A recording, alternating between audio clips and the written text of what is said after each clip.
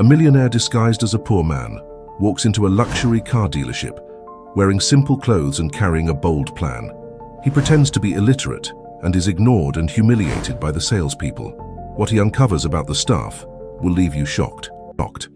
The sun had barely peeked over the horizon when Maria Gonzalez pulled into the parking lot of Luxury Motors, the most prestigious car dealership in the city. At 55, she was often the first to arrive and the last to leave, a testament to her unwavering dedication. As she walked towards the gleaming glass doors, her reflection caught her eye. Silver strands peeking through her neatly tied bun, laugh lines etched around her warm brown eyes. She smoothed her simple yet professional blouse and took a deep breath, steeling herself for another day of challenges and, hopefully, small victories. The dealership came to life under Maria's practiced hand. She moved through her morning routine with the precision of a choreographed dance, turning on lights, booting up computers, and ensuring the coffee machine was ready to dispense liquid motivation to the sales team. As she settled behind the reception desk, she allowed herself a moment to massage her aching wrists, a painful reminder of the arthritis that had begun to plague her in recent years. Maria's mind wandered to her mother, Esmeralda, waiting at home. At 80, Esmeralda required more care with each passing day. The cost of her medications and the specialized diet she needed weighed heavily on Maria's shoulders. But here, in the polished showroom of Luxury Motors, surrounded by vehicles that cost more than she would earn in a decade, Maria pushed those worries aside. She plastered on her warmest smile, ready to greet the day's first customers with the same enthusiasm she'd maintained for the past 15 years. The sales team began to trickle in, their designer suits and polished shoes a stark contrast to Maria's modest attire. She greeted each one by name, her genuine warmth often met with distracted nods or perfunctory smiles. Maria didn't take it personally. She understood the pressure they were under, especially with sales numbers down in recent months. As the morning wore on, Maria found herself juggling phone calls, scheduling test drives, and soothing the occasional irate customer. Her calm demeanor and ability to diffuse tense situations had become legendary among the staff, though few would openly acknowledge it. She was the invisible glue holding the dealership together, her contributions often overlooked but essential. Just before lunch, the glass doors swung open, admitting a gust of wind and a man who seemed as out of place in the luxury showroom as a dandelion in a rose garden. His worn jeans and faded flannel shirt drew immediate attention, and not the kind usually afforded to Luxury Motors clientele. Maria watched as the sales team exchanged glances, smirks playing at the corners of their mouths. The man approached the reception desk, his weathered hands fidgeting with the brim of a well-loved baseball cap. Maria met his hesitant gaze with a warm smile, the same one she offered to every person who walked through those doors, regardless of their appearance or perceived worth. "Welcome to Luxury Motors," she said, her voice carrying a genuine note of welcome. "How can I assist you today, sir?" The man's shoulders relaxed slightly at her greeting. I'm interested in looking at one of your cars," he said, his voice carrying a slight tremor. Before Maria could respond, Brad, one of the younger salesmen, sidled up to the desk. "I've got this one, Maria," he said with a wink, his tone dripping with false enthusiasm. Maria's heart sank, recognizing the predatory glint in Brad's eye. She'd seen it before when the sales team thought they could take advantage of an unsuspecting customer. As Brad led the man towards the showroom floor, Maria couldn't help but overhear the condescending tone in his voice. "So, you're interested in one of our vehicles? Well, let me show you something more suitable for your budget. Perhaps a used model." The man's response was too quiet for Maria to hear, but she saw him point towards the newest model on display, a sleek sports car with a price tag that made even the wealthiest clients pause. Brad's laughter echoed through the showroom. "That one, sir, perhaps you don't understand. That vehicle is worth more than most people make in a year. Are you sure you wouldn't prefer something more economical?" Maria winced at the blatant disrespect. She wanted to intervene, to remind Brad that every customer deserved to be treated with dignity, regardless of their appearance, but years of experience had taught her the delicate balance required to navigate the dealership's hierarchy. Speaking up too often meant risking her job, and with her mother's care hanging in the balance, it was a risk she couldn't afford to take. As the morning wore on, Maria kept a watchful eye on the interaction. She saw the man's shoulders slump more with each dismissive comment from Brad and the other salespeople who had gathered to watch the spectacle. When the man finally turned to leave, his face a mask of humiliation, Maria's heart ached. In a moment of quiet rebellion, she quickly scribbled down her personal number on a business card. As the man passed her desk, head bowed, she called out softly, "Sir, you forgot this," she said, pressing the card into his hand. Their eyes met briefly, and Maria saw a flicker of gratitude in his gaze. As the glass doors closed behind him, Maria turned back to her computer, trying to shake off the unease that had settled in her stomach. She couldn't help but feel that something significant had just transpired, though she couldn't have explained why if asked. The rest of the day passed in a blur of phone calls, paperwork, and the usual dealership drama. As closing time approached, Maria found herself alone in the showroom, the sales team having left early to celebrate a rare big sale. She moved between the gleaming vehicles, her reflection distorted in their polished surfaces. Pausing by the sports car the man had been interested in, Maria allowed herself a moment of whimsy. She ran her hand along the smooth curve of the hood, imagining what it would be like to slide behind the wheel, to feel the power thrumming beneath her feet. It was a fantasy, of course. In her world, such luxuries were as distant as the stars. As she gathered her things to leave, Maria's gaze fell on a framed photo on her desk. Her mother's smiling face, captured in a moment of joy before age and illness had taken their toll. It was a reminder of why she endured the long hours, the casual disrespect, the constant struggle to make ends meet. For Esmeralda, she would move mountains. Or in this case, sell cars she could never hope to own. Locking up the dealership, Maria stepped into the cool evening air. The parking lot was empty, save for her old, reliable sedan, a far cry from the luxury vehicles she spent her days surrounded by. As she drove home, her mind replayed the day's events, particularly the encounter with the mysterious man in the worn clothing. Little did she know that this seemingly ordinary day had set in motion a chain of events that would change not only her life, but the very fabric of luxury motors itself. The seeds of transformation had been planted, waiting for the right moment to burst into bloom. And Maria, the invisible pillar of luxury motors, would soon find herself at the very heart of a storm that would shake the dealership to its very foundations. As the sun dipped below the horizon, casting long shadows across the city, a sleek black sedan pulled up to an imposing glass and steel skyscraper. The driver, a man in his early 50s with salt and pepper hair and piercing blue eyes, stepped out, adjusting his immaculately tailored suit. This was Robert Steele, CEO of Steele Enterprises and the largest shareholder in the very company that supplied luxury motors with its high-end vehicles. Robert's mind was far from the boardroom battles and stock prices that usually occupied his thoughts.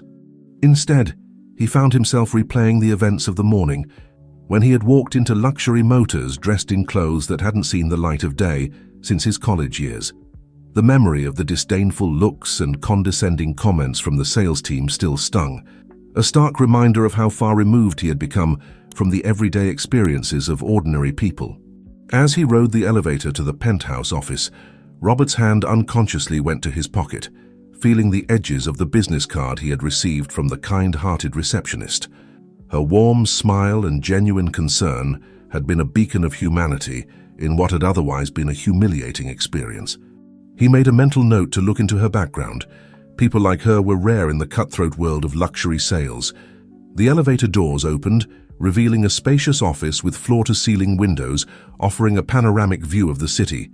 Waiting for him was James Harper, the owner of the car manufacturing company that supplied luxury motors. James, a contemporary of Robert's with a reputation for being as shrewd in business as he was generous in philanthropy, rose to greet his friend. "Robert, my friend," James said, clasping Robert's hand warmly. "I got your message. What's this urgent matter that couldn't wait until our golf game on Sunday?"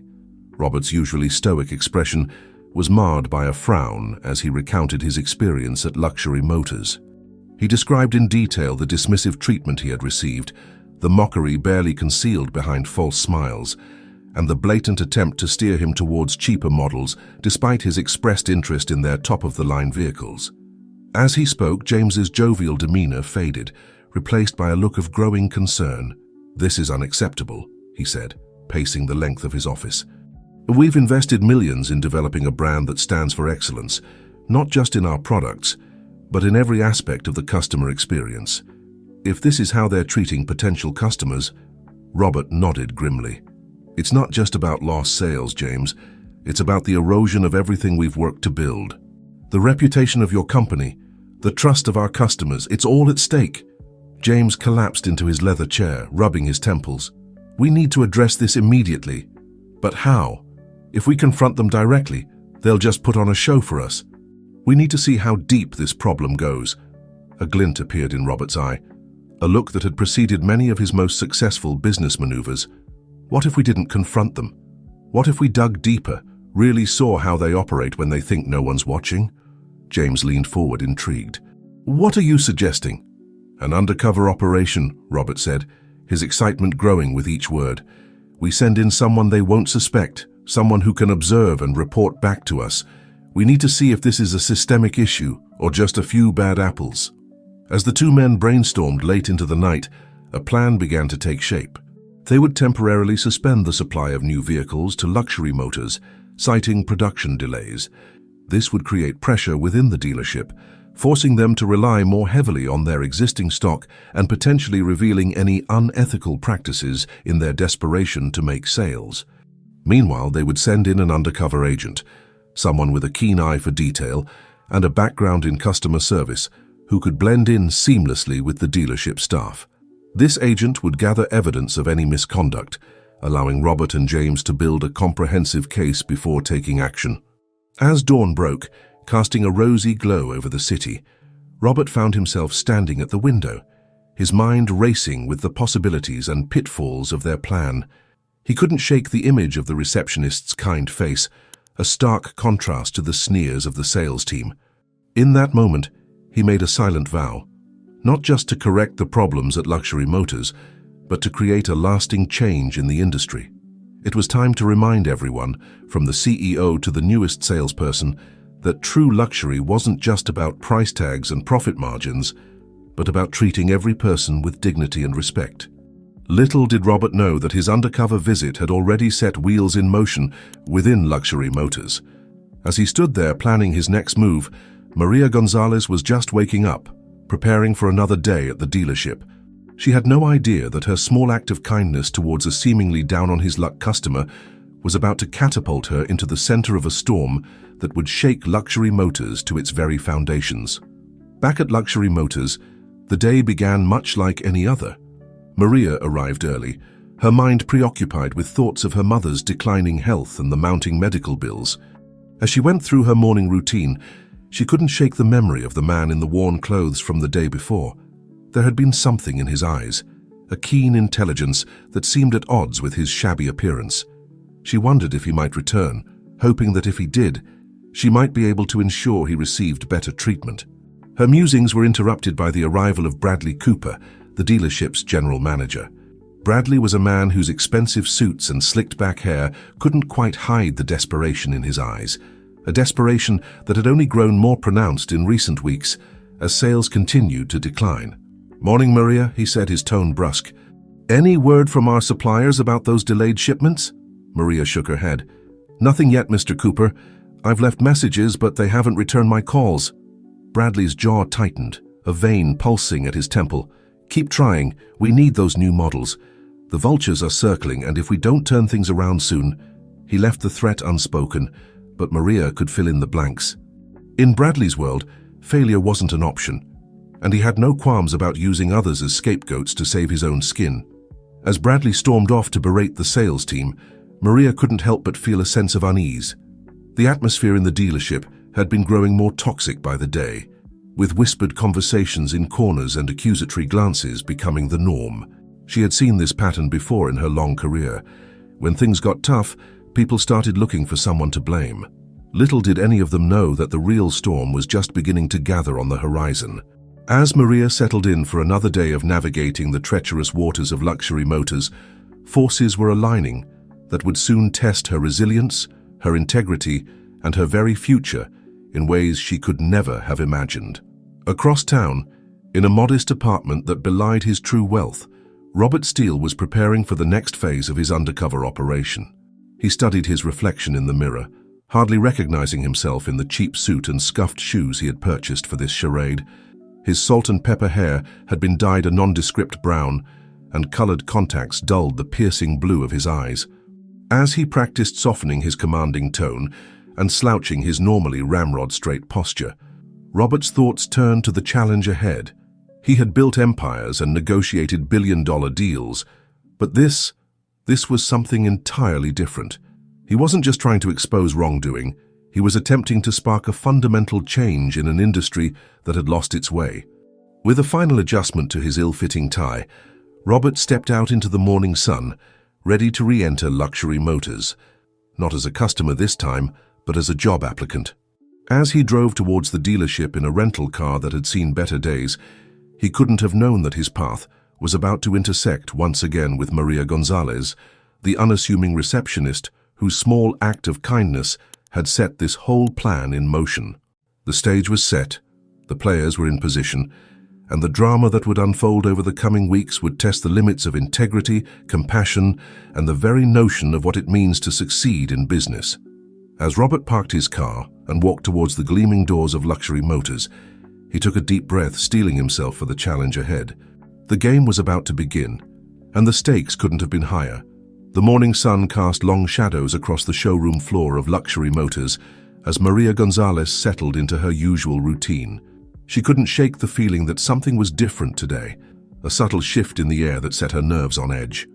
As she booted up her computer, a notification popped up on the screen, an email from corporate announcing an immediate freeze on new inventory shipments. Maria's heart sank.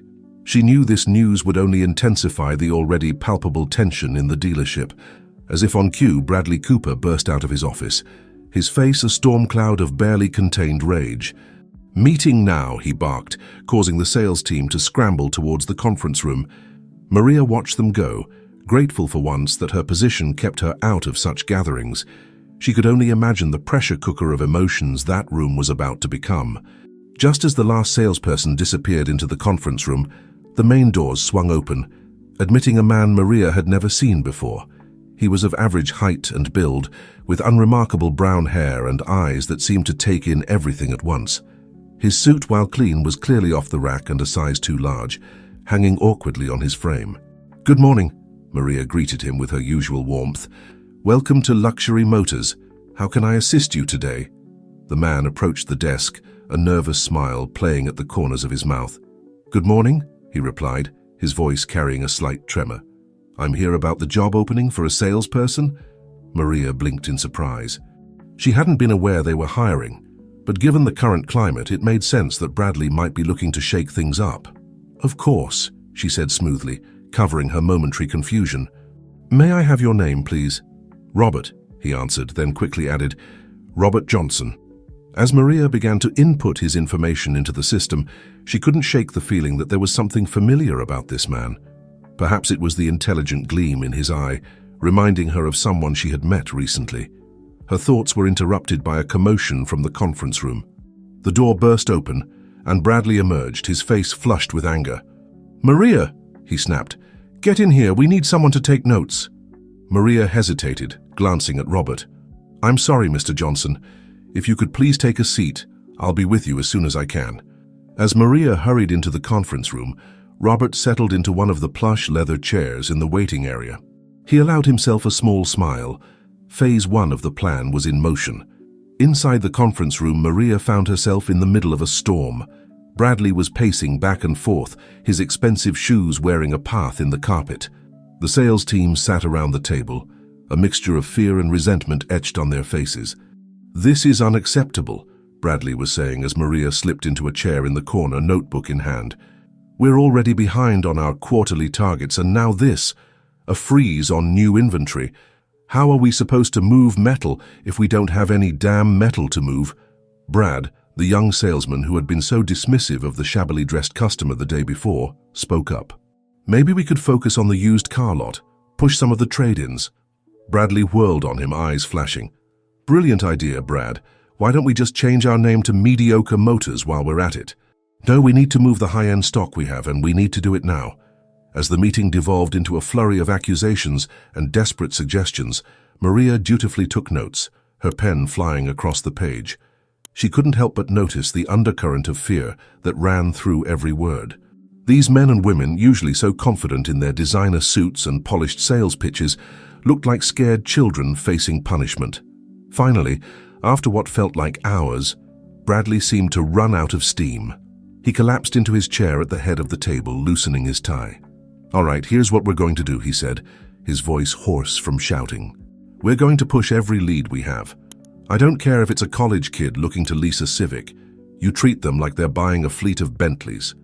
And if anyone, and I mean anyone, walks through those doors looking even remotely interested in our top-end models, you do whatever it takes to close the deal, whatever it takes.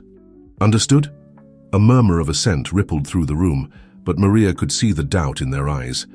As the team filed out, shoulders slumped in defeat, Bradley called out, "Oh, and Maria, send in that job applicant. Might as well see if we can find some fresh blood to light a fire under this sorry bunch." Maria nodded, gathering her notes and hurrying back to the reception area. She found Robert exactly where she had left him, seemingly engrossed in a brochure for the latest sports car model. "Mr. Johnson?" she called softly. "Mr. Cooper will see you now." As Robert stood, smoothing down his ill-fitting suit, their eyes met for a moment. Maria felt that spark of recognition again, stronger this time. There was something about this man, something that didn't quite fit with his nervous demeanor and shabby appearance. "Good luck," she found herself saying, surprising even herself with the sincerity in her voice. Robert smiled, a genuine warmth breaking through his nervous facade. "Thank you, Ms. Gonzalez," Maria supplied. "Maria Gonzalez." "Thank you, Ms. Gonzalez," Robert said, holding her gaze for a moment longer than necessary. "Something tells me I'm going to need all the luck I can get." As Robert disappeared into Bradley's office, Maria couldn't shake the feeling that something significant had just happened. Little did she know that the winds of change were about to become a tempest, and she would soon find herself at its very center. Outside, the sun continued its ascent, casting an almost too bright glare on the rows of gleaming luxury vehicles. To Maria, they suddenly seemed less like symbols of success and more like mirages in a desert, beautiful, but ultimately unattainable, and perhaps even dangerous to pursue. As she settled back behind her desk, Maria's gaze fell on the framed photo of her mother. She thought about the mounting medical bills, the constant struggle to make ends meet.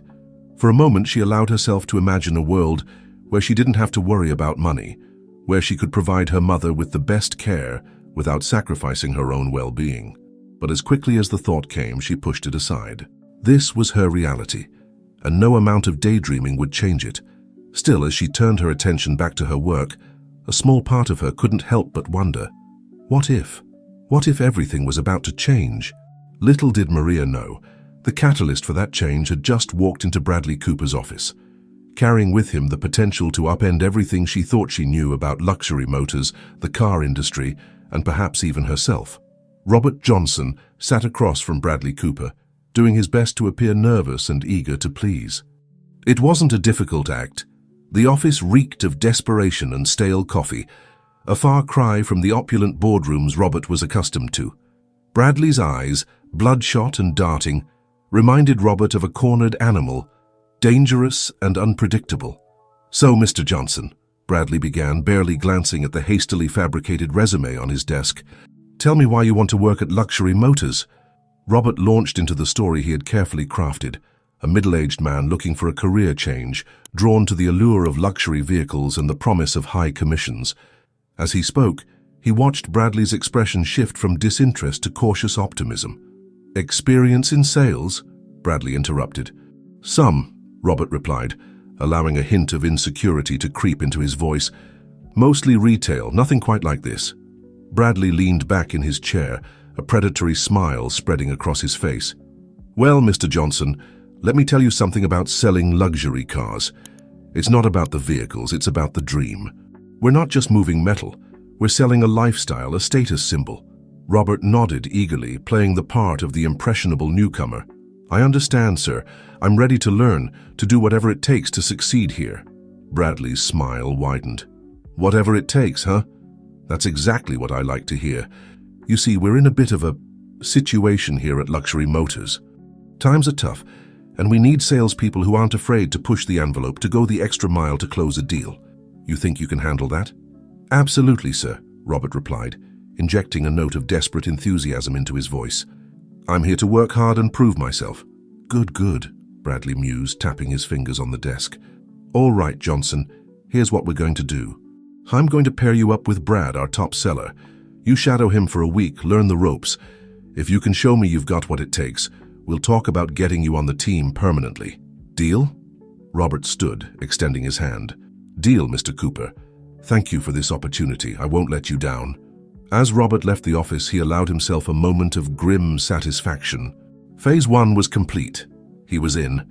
Now the real work would begin. Outside, he found the young salesman, Brad, waiting for him. Brad's smile was all teeth, reminding Robert of a shark circling its prey. So, you're the new guy, huh? Come on, rookie. Let me show you how we do things around here. As Brad led him through the showroom, Robert played the part of the attentive student, soaking in every detail. He watched as Brad approached a young couple, his entire demeanor changing in an instant. Gone was the predatory grin, replaced by a mask of friendly professionalism. Good morning, folks, Brad called out, his voice oozing charm. Welcome to Luxury Motors. I couldn't help but notice you admiring our latest model. She's a beauty, isn't she? Robert observed closely as Brad worked his magic, steering the couple towards a vehicle well beyond their stated budget, piling on unnecessary add-ons and extended warranties. It was a masterclass in manipulation, and Robert felt his stomach turn as he watched the young couple's excitement slowly give way to anxiety. As Brad finalized the paperwork, pointedly ignoring the couple's growing discomfort, Robert excused himself, needing a moment to collect his thoughts. He found himself at the reception desk, where Maria was engrossed in what appeared to be a heated phone conversation. No, I understand, but surely there must be some way to extend the payment deadline, Maria was saying, her voice low and urgent. The treatment is essential and we just need a little more time to... She trailed off as she noticed Robert standing there, quickly ending the call with a quiet, I'll call you back. Everything all right, Ms. Gonzalez? Robert asked, genuine concern coloring his voice. Maria forced a smile, but Robert could see the worry lines etched around her eyes. Oh, it's nothing, Mr. Johnson. Just a small personal matter. How's your first day going? Robert hesitated, torn between maintaining his cover and his instinct to help. It's educational, he finally said. Brad is certainly a skilled salesman. Something flashed in Maria's eyes. Disappointment? Resignation? But it was gone so quickly, Robert thought he might have imagined it. Yes, Brad is one of our top performers, she said, her tone carefully neutral. Before Robert could respond, Brad's voice boomed across the showroom. Johnson, get over here. Time to learn how to close a deal. As Robert turned to leave, he heard Maria's soft voice behind him. Mr. Johnson, just remember who you are. This place, it has a way of changing people. Robert met her gaze, seeing a depth of understanding and kindness that took him by surprise. For a moment, he was tempted to drop the act, to tell her everything. Instead, he simply nodded, offering a small smile before hurrying back to Brad's side. The rest of the day passed in a blur of test drives and high-pressure sales tactics. Robert watched, documenting everything mentally, as Brad and the other salespeople employed every trick in the book to move their inventory. Misleading information, hidden fees, emotional manipulation, nothing seemed to be off-limits. As closing time approached, Robert found himself back in Bradley's office for a debrief. The manager's earlier desperation had been replaced by a manic energy, fueled by the day's sales. So, Johnson, what did you learn today? Bradley asked, pouring himself a generous measure of scotch from a crystal decanter. Robert chose his words carefully, maintaining his facade of eager naivety. It's certainly more complex than I expected, sir. The techniques Brad uses are quite innovative. Bradley barked out a laugh. Innovative. That's one way to put it. Listen, Johnson, let me give you some advice. In this business, there are two types of people, wolves and sheep. Now, the customers, they're the sheep. Our job is to be the wolves, to hunt, to pursue, to take what we need to survive. It's not personal, it's just business. You understand? Robert nodded slowly, his mind racing. This was worse than he had imagined. The corruption wasn't just a few bad apples, it permeated the entire culture of the dealership. "Good," Bradley continued, seemingly satisfied with Robert's response. "You keep that in mind. Keep learning from Brad and you might just have a future here." As Robert left the dealership that evening, his mind was a whirlwind of conflicting emotions. The extent of the ethical breaches he had witnessed was staggering, far beyond what he and James had initially suspected.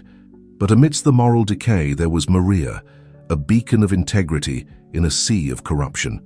Sitting in his rented apartment that night, Robert made a decision. He would continue with the undercover operation, gathering evidence to build an ironclad case against the dealership's unethical practices. But he would also find a way to protect Maria, to ensure that when the storm finally broke, she would not be swept away with the rest. As he drifted off to sleep, Robert's last thoughts were of Maria's kind eyes and her gentle warning. "Remember who you are," she had said. In that moment, Robert made a silent vow. He would remember, and he would use every resource at his disposal to bring about the change this industry so desperately needed. Little did Robert know the very next day would bring a challenge that would test his resolve, his integrity, and his growing connection to Maria in ways he could never have anticipated. The wolves were circling, but this sheep had teeth of its own, and the hunt was far from over. The morning sun had barely crested the horizon when Maria arrived at Luxury Motors, her shoulders heavy with the weight of her mother's deteriorating condition and the mounting medical bills. As she unlocked the dealership's doors, she couldn't shake the feeling that something was different. The air itself seemed charged with an unfamiliar energy, a foreboding tension that set her nerves on edge. She had just settled behind her desk when Robert Johnson walked in, his ill-fitting suit slightly rumpled as if he'd slept in it. Their eyes met, and Maria felt that now familiar spark of recognition, coupled with a growing sense of curiosity about this unassuming man who seemed so out of place in the cutthroat world of luxury car sales. "Good morning, Mr. Johnson," she greeted him warmly. "How are you finding your first week with us?" Robert's smile didn't quite reach his eyes as he replied, "It's been enlightening, Ms. Gonzalez. I'm learning a great deal." Before Maria could respond, Bradley Cooper's voice boomed across the showroom. "Johnson! In my office now." As Robert hurried away, Maria couldn't help but notice the slight slump of his shoulders, so at odds with the eager enthusiasm he'd displayed on his first day. She wondered, not for the first time, what exactly went on behind the closed doors of Bradley's office. The morning progressed with its usual flurry of activity, but there was an undercurrent of desperation that Maria couldn't ignore. She overheard snippets of conversation between salespeople, whispered concerns about dwindling inventory and impossible sales targets. The pressure was clearly taking its toll, and Maria found herself grateful for the relative safety of her position behind the reception desk. It was just before lunch when the incident occurred.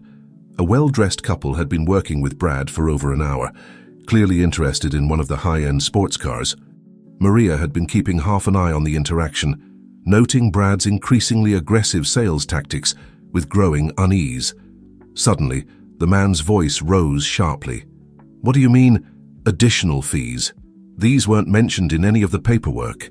Brad's response was too low for Maria to hear, but she saw the couple's faces darken with anger. The woman grabbed her purse and the man's voice thundered across the showroom. "This is outrageous, we're leaving. And you can be sure we'll be reporting this to the Better Business Bureau." As the couple stormed out, Maria caught a glimpse of Robert's face.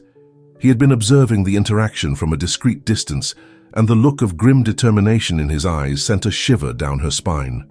There was something about his expression that didn't fit with his supposed role as a novice salesman. For a brief moment, Maria could have sworn she saw a flash of the same authoritative presence she'd noticed in the shabbily dressed customer from the week before. The rest of the day passed in a haze of tension. Bradley was on a rampage, berating salespeople left and right for their failure to close deals. Maria watched as Robert absorbed it all, his eyes constantly moving, taking in every detail of the dealership's operations. It was late in the afternoon when Maria's phone rang. Her heart sank as she recognized the number of her mother's care facility. With shaking hands, she answered, her voice barely above a whisper. "Hello?" The news was not good. Her mother's condition had taken a turn for the worse, and the facility was recommending a new experimental treatment, a treatment that was far beyond Maria's means. As she hung up the phone, Maria felt the walls closing in around her. The constant struggle to make ends meet, the stress of her job, and now this. It was all becoming too much. She didn't realize she was crying until she felt a gentle hand on her shoulder. Looking up, she found Robert standing there, concern etched on his face. "Ms. Gonzalez, is everything all right?" For a moment, Maria was tempted to brush him off, to maintain the professional facade she'd worked so hard to cultivate, but something in Robert's eyes, a warmth, an understanding, broke through her defenses. "It's my mother," she found herself saying, her voice barely above a whisper. "She's sick, and I don't know how I'm going to afford her treatment." Robert's expression softened, and he pulled up a chair beside her desk. "I'm so sorry, Maria. Is there anything I can do to help?" Maria shook her head, wiping away her tears. "That's very kind of you, Mr. Johnson, but I couldn't possibly—" "Robert," he interrupted gently. "Please call me Robert. And I understand if you don't want to accept help, but sometimes we all need a little support. Maybe we could grab a coffee after work. Sometimes just talking can help." Maria hesitated, years of maintaining professional boundaries warring with her desperate need for a friendly ear. Finally, she nodded. "Thank you, Robert. I'd like that." As Robert squeezed her hand reassuringly before returning to the sales floor, Maria couldn't shake the feeling that she had just crossed some invisible line. Little did she know that simple act of human connection was about to set in motion a chain of events that would change everything. The rest of the afternoon passed in a blur of paperwork and phone calls. Maria found her thoughts constantly drifting to her impending coffee meeting with Robert. There was something about him that intrigued her, a depth that seemed at odds with his supposed inexperience in the industry. As closing time approached, Bradley emerged from his office, his face flushed with what Maria recognized as barely suppressed rage. He stalked across the showroom, his eyes scanning the sales team before landing on Robert. "Johnson," he barked, "my office now. We need to have a little chat about your performance." Maria watched as Robert followed Bradley, his posture straight and his gait confident in a way she hadn't noticed before. As the office door closed behind them, she couldn't shake the feeling that something significant was about to happen. Gathering her things, Maria stepped out into the cool evening air, her mind a whirlwind of concerns, her mother's health, her financial struggles, and now the enigma that was Robert Johnson. As she waited by her car, she found herself wondering what secrets lay behind those kind eyes, and whether the coffee they were about to share would be the beginning of something that could change both their lives forever.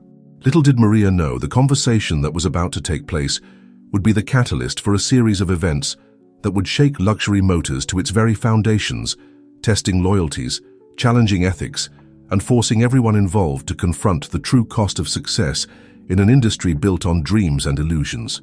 The small coffee shop was a world away from the gleaming showroom of luxury motors. Soft jazz played in the background, a stark contrast to the tense silence that had permeated the dealership all day. Maria sat across from Robert, her hands wrapped around a steaming mug of chamomile tea, trying to still the trembling that had plagued her since the phone call about her mother.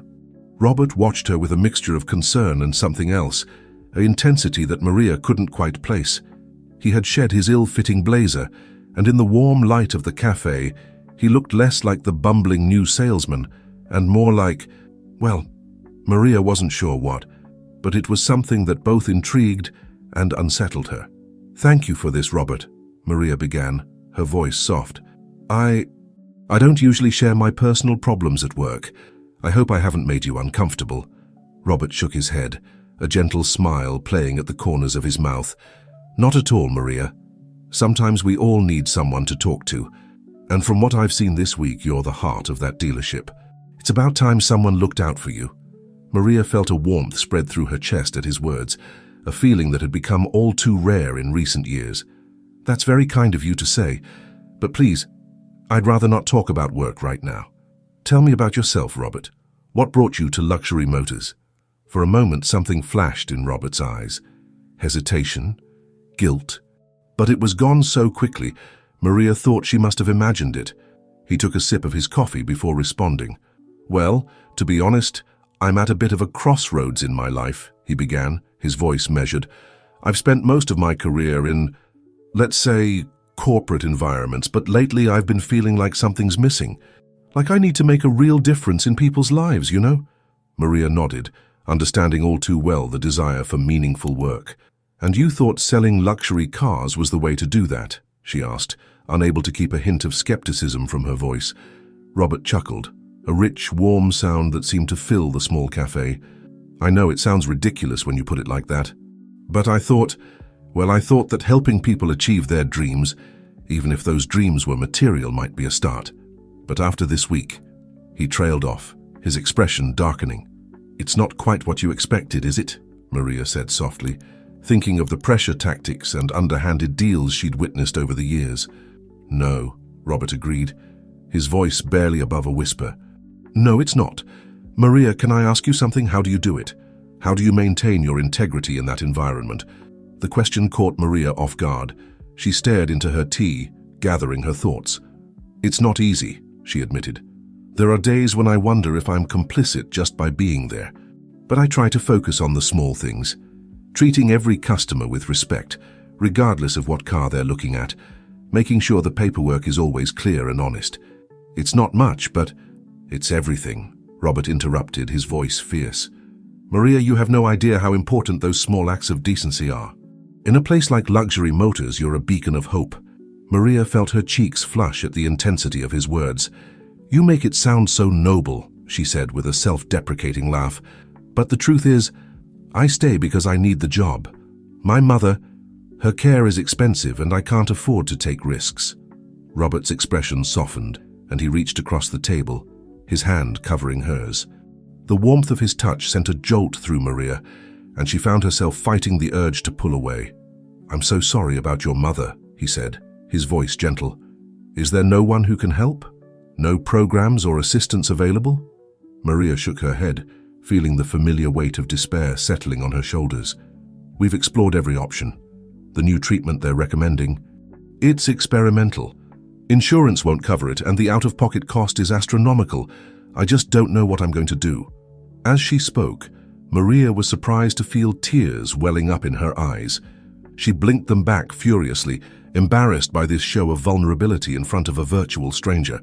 But when she met Robert's gaze, she saw no judgment there, only compassion and a determination that took her breath away. Maria, he said, his voice low and urgent, what if I told you there might be a way to help your mother and put an end to the unethical practices at Luxury Motors? Maria's heart skipped a beat. What do you mean? Robert glanced around the cafe as if checking for eavesdroppers before leaning in close. I haven't been entirely honest with you, he began, and Maria felt her stomach drop. I'm not really a salesman. My name isn't even Robert Johnson. Maria pulled her hand away, her mind reeling. Who are you? She whispered, torn between fear and an inexplicable excitement. My name is Robert Steele, he said, his voice steady. I'm the CEO of Steele Enterprises and the largest shareholder in the company that supplies vehicles to Luxury Motors. I'm here undercover, investigating the dealership's practices. The world seemed to tilt on its axis as Maria processed this information. But why? Why go to all this trouble? Robert's eyes blazed with a passion that took Maria's breath away. Because this industry has lost its way, Maria. It's not just Luxury Motors, it's dealerships all over the country. We've forgotten that we're here to serve people, not exploit them. I want to change that, but I need proof of what's really happening on the ground. And I need allies. Maria's mind was spinning. And you want me to be one of those allies to spy on my co-workers? Not spy, Robert said quickly. I would never ask you to compromise your integrity, but your insight, your experience, they're invaluable. You see things from a perspective that I never could. Together we could make real change. We could create a system that's fair, ethical, and still profitable. Maria sat back in her chair, overwhelmed by the implications of what Robert was saying. And my mother? She asked, hating how small her voice sounded. Robert's expression softened. If you choose to help me, I give you my word that I will do everything in my power to ensure your mother gets the best care possible. Not as a bribe, Maria, but because it's the right thing to do. For a long moment, Maria was silent, her mind a whirlwind of conflicting emotions. Fear, hope, excitement, and doubt all warred within her. She thought of her years at Luxury Motors, of the small compromises and large injustices she'd witnessed. She thought of her mother, of the weight of responsibility she'd carried for so long. Finally, she met Robert's gaze, her decision made. "What do you need me to do?" As Robert began to outline his plan, Maria felt a mix of trepidation and exhilaration. She knew that by agreeing to help, she was stepping onto a path that would change her life forever. But looking into Robert's eyes, seeing the passion and determination there, she also knew that for the first time in years, she felt truly alive. Outside the cafe, the sun had set, casting the city in a soft twilight. But for Maria and Robert, huddled over their cooling drinks, it felt like the dawn of something new, a partnership that would shake the foundations of luxury motors and perhaps the entire industry. As they talked late into the night, neither of them could have predicted the storms that lay ahead, nor the strength they would find in each other to weather them. The morning sun cast long shadows across the luxury motors showroom as Maria stepped through the doors, her mind still reeling from the revelations of the night before. The weight of her newfound knowledge, Robert's true identity, the scope of his investigation and her own role in it all, sat heavy on her shoulders. As she moved through her familiar routine of turning on lights and booting up computers, everything felt different, as if she were seeing the dealership through new eyes. She had barely settled behind her desk when Robert walked in, his disguise as the bumbling salesman firmly back in place. Their eyes met, and for a moment, the facade slipped. Maria saw a flash of the determined CEO she had spoken with the night before, a glimpse of the man behind the mask. With a subtle nod, Robert shuffled off to join the other salespeople, leaving Maria to ponder the complex dance they were about to begin. The morning meeting was a tense affair. Bradley Cooper paced at the front of the room, his face a storm cloud of barely contained rage. "Listen up, people," he barked. "Our numbers are in the toilet and corporate is breathing down my neck. I don't care what you have to do. Lie, cheat, sell your own mother if you have to. But we need to move some damn cars." Maria watched as the sales team shifted uncomfortably, exchanging uneasy glances. She couldn't help but notice Robert's carefully neutral expression, the way his eyes darted around the room, taking in every reaction. It was strange, now that she knew the truth, to see how perfectly he blended in with the group of desperate salespeople. As the team dispersed, Bradley's voice cut through the murmur. "Johnson, my office now." Maria's heart leapt into her throat as she watched Robert follow Bradley into his office. She strained to hear their conversation, but the thick door muffled their voices.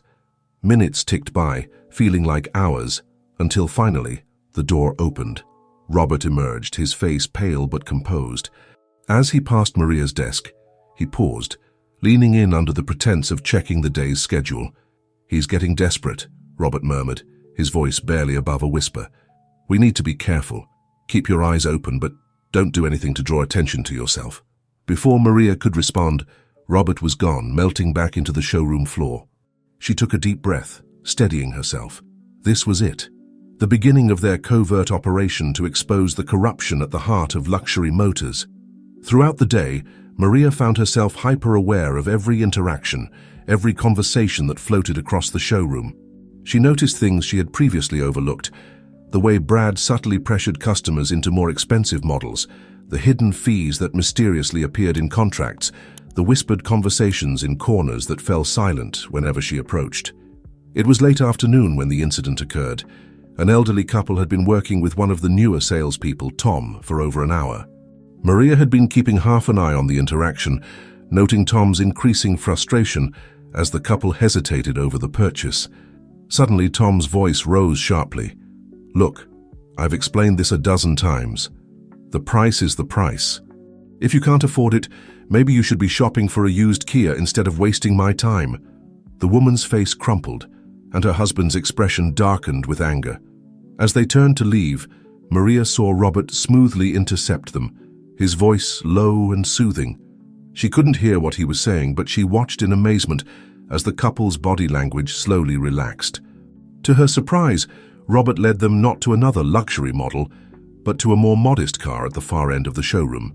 An hour later, the couple left with smiles on their faces and a set of keys in their hands. As they drove off in their new, decidedly non-luxury vehicle, Robert approached Maria's desk. "How did you do that?" she asked, unable to keep the awe from her voice. Robert's eyes twinkled with a mixture of satisfaction and mischief. Sometimes, Ms. Gonzalez, the best sale is the one that truly serves the customer's needs, not our quotas. I may have just made the lowest commission of my career here, but I'd wager those folks will be singing Luxury Motors praises to everyone they know. As Robert turned to leave, Maria caught his arm. "Wait," she said, lowering her voice. "I think I found something in the accounting files. There are discrepancies, large sums of money that don't add up." Robert's expression turned serious. "Can you access those files without raising suspicion?" Maria nodded. "I handle a lot of the paperwork. I can make copies, but we'll need to be careful. Bradley checks everything." "Do it," Robert said, his voice low and urgent. "But Maria, promise me you'll be careful.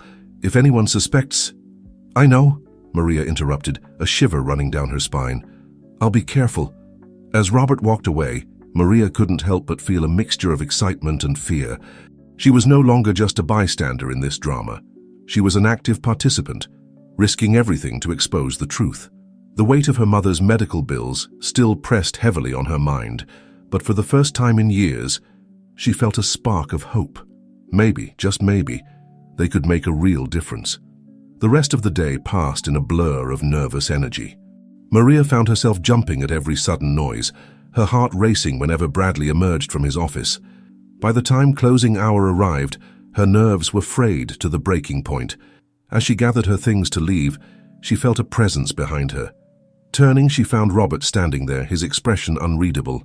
"Tomorrow," he said softly. "Meet me at the cafe again. We have a lot to discuss." Maria nodded, unable to trust her voice. As she walked to her car, the cool evening air did little to calm her racing thoughts. She was in deep now, committed to a course of action that could either save Luxury Motors or destroy her career, and possibly her life. Driving home, Maria's mind whirled with the events of the day. The corruption she had always suspected but never fully acknowledged was now laid bare before her. And yet amidst the darkness, there was Robert, a beacon of integrity in a world gone mad.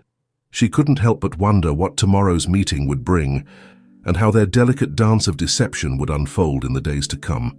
Little did she know, forces were already in motion that would test their resolve, challenge their ethics, and push their newfound partnership to its very limits. The game was afoot, and the stakes were higher than Maria could have ever imagined. The cafe was quieter than usual when Maria arrived, the morning rush having dwindled to a few stragglers nursing cooling cups of coffee. She spotted Robert in a corner booth, his disguise discarded in favor of a crisp suit that spoke of power and influence. The transformation was startling, and Maria found herself hesitating for a moment before approaching. "Ms. Gonzalez," Robert greeted her, his voice warm but tinged with urgency. "Thank you for coming. We have much to discuss." As Maria slid into the booth, Robert pushed a sleek tablet towards her. "What you're about to see is highly confidential," he said, his voice low. "Are you sure you're ready for this?" Maria took a deep breath, steeling herself. "I'm ready," she said, surprised by the steadiness in her voice. For the next hour, Robert walked her through a labyrinth of financial records, sales reports, and internal memos. The picture that emerged was far more complex and far more disturbing than Maria had imagined. It wasn't just about unethical sales practices. There were signs of systemic fraud, kickbacks, and possibly even money laundering. "This goes beyond Luxury Motors, doesn't it?" Maria asked, her mind reeling from the implications. Robert nodded grimly. "We believe this corruption extends to several dealerships in the network, possibly even to some executives at the corporate level. That's why we need to be absolutely certain before we make our move." As they continued to pore over the documents, Maria's analytical mind began to pick up on patterns she hadn't noticed before. Years of handling paperwork at the dealership had given her a unique insight into the flow of money and information. "Look here," she said, pointing to a series of transactions. "These numbers don't match up with our sales records, and these VIN numbers, some of them are repeated, but that's impossible unless they're selling the same car multiple times on paper," Robert finished, his eyes lighting up with understanding. "Maria, this is brilliant. You've just uncovered a key piece of the puzzle." As they continued to work, bouncing ideas off each other and connecting dots, Maria felt a growing sense of exhilaration. For the first time in years, she was using her full intellectual capabilities, making a real difference. The thrill of the investigation almost made her forget the danger they were in. Almost. Their discussion was interrupted by the chime of Robert's phone. His face darkened as he read the message. "We need to go," he said urgently. "Bradley's called an emergency meeting at the dealership. We can't afford to be late." They arrived at Luxury Motors to find the atmosphere thick with tension. The sales team was huddled in small groups, whispering urgently among themselves. Maria caught snippets of conversation as she made her way to her desk. Something about corporate auditors, surprise inspections, and rumors of layoffs. Bradley emerged from his office, his face a mask of barely contained fury. "Listen up, people," he barked. "I've just gotten word that corporate is sending a team of auditors.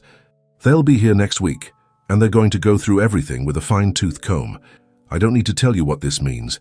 If there's anything that needs to be cleaned up, now's the time. Johnson, Martinez, in my office, now." As Robert and another salesman followed Bradley into his office, Maria felt a chill run down her spine. This was it, the moment of truth. Whatever was said in that office could make or break their entire operation. Minutes ticked by, feeling like hours. Maria tried to focus on her work, but her eyes kept darting to Bradley's door, her mind racing with possibilities. What if Robert's cover was blown? What if Bradley suspected her involvement? Finally, the door opened. Martinez emerged first, his face pale and drawn. Robert followed, his expression unreadable. As he passed Maria's desk, he paused, leaning in under the pretense of checking a file. "Be ready," he murmured, his voice barely audible. "Things are about to get complicated." Before Maria could respond, Bradley's voice boomed across the showroom. "Gonzalez, my office!" Heart pounding, Maria rose and made her way to Bradley's office. As she entered, she was struck by the chaos of the room. Papers strewn across the desk, computer screens flickering with half-closed windows of financial reports. Bradley's eyes were bloodshot, his tie loosened and askew. "Maria," he said, his voice uncharacteristically soft. "You've been with us for a long time, loyal, dependable." Maria felt her pulse quicken. Where was this going? "I need your help," Bradley continued. "These auditors, they're going to be looking at everything. I need someone I can trust to help, organize things. Make sure everything is in order. You understand?" The implication was clear. Bradley wanted her to help cover up whatever irregularities were in the books. Maria felt a moment of panic. If she refused, she'd be under suspicion. If she agreed, she'd be compromising everything she and Robert were working towards. Taking a deep breath, Maria made her decision. "Of course, Mr. Cooper," she said, forcing a smile. "I'd be happy to help in any way I can." Bradley's relief was palpable. Good," he said, already turning back to his computer. "Start with the sales records from the last quarter. Make sure everything lines up." As Maria left the office, her mind was racing. She had just committed to helping cover up the very fraud she was trying to expose. The irony would have been amusing if the stakes weren't so high. Making her way back to her desk, she caught Robert's eye across the showroom. A silent message passed between them. The game had changed, and they would need to adapt quickly. The rest of the day passed in a blur of activity.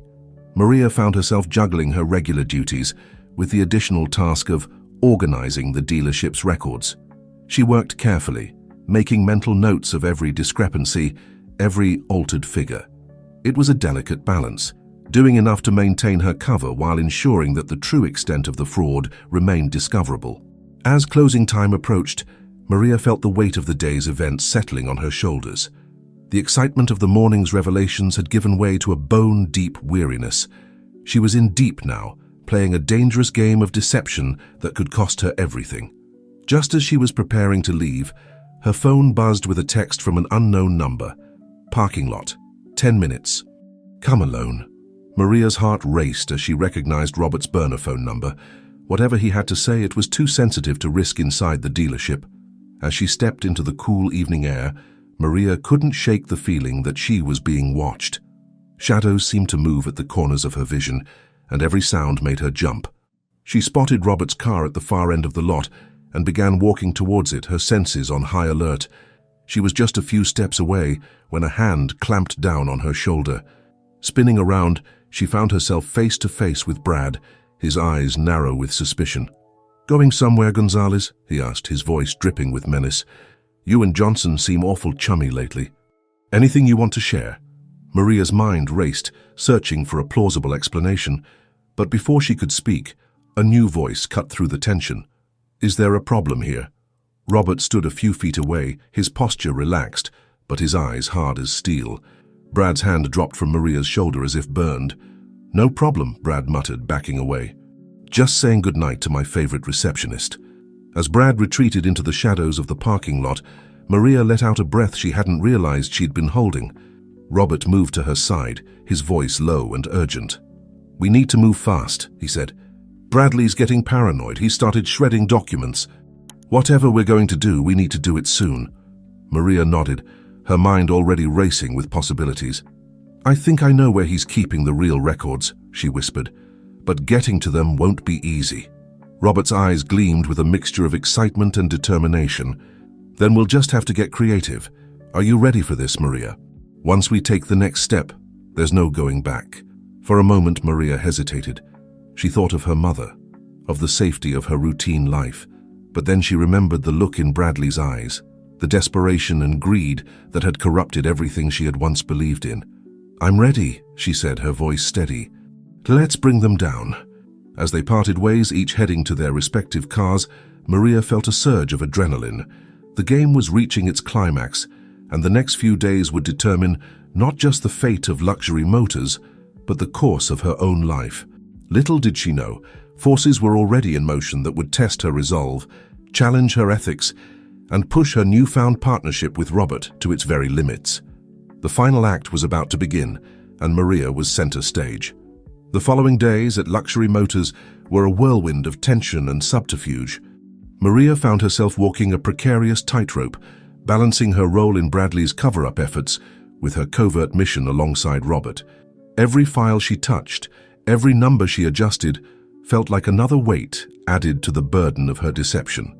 It was a Wednesday afternoon when Maria stumbled upon the breakthrough they'd been waiting for. Hidden within a maze of spreadsheets and mislabeled folders, she discovered a set of documents that detailed the full extent of the dealership's fraudulent activities. The scale of the deception was staggering: inflated sales figures, phantom inventory, and a complex web of kickbacks that extended far beyond Luxury Motors. With trembling hands, she sent a coded message to Robert. "Package located, needs secure extraction." Minutes later, Robert appeared at her desk, his salesman persona firmly in place. "Ms. Gonzalez," he said loudly enough for others to hear, "I need your help with some paperwork for my latest sale." As they huddled over her computer, Robert whispered, "Can you make copies?" Maria shook her head minutely. "Too risky. They're monitoring the copiers, but I can transfer the files to a secure drive." Robert nodded, slipping her a small, nondescript USB drive. "Be careful," he murmured. "Bradley's getting more paranoid by the hour." As if summoned by his name, Bradley's voice boomed across the showroom. "Johnson, my office now!" Maria felt a chill run down her spine as she watched Robert follow Bradley into his office. The door closed with an ominous click, and the showroom fell into an uneasy silence. Using the distraction to her advantage, Maria quickly began the file transfer, her heart pounding so loudly she was sure everyone could hear it. The progress bar seemed to crawl, each percentage point taking an eternity. Suddenly, a shadow fell across her desk.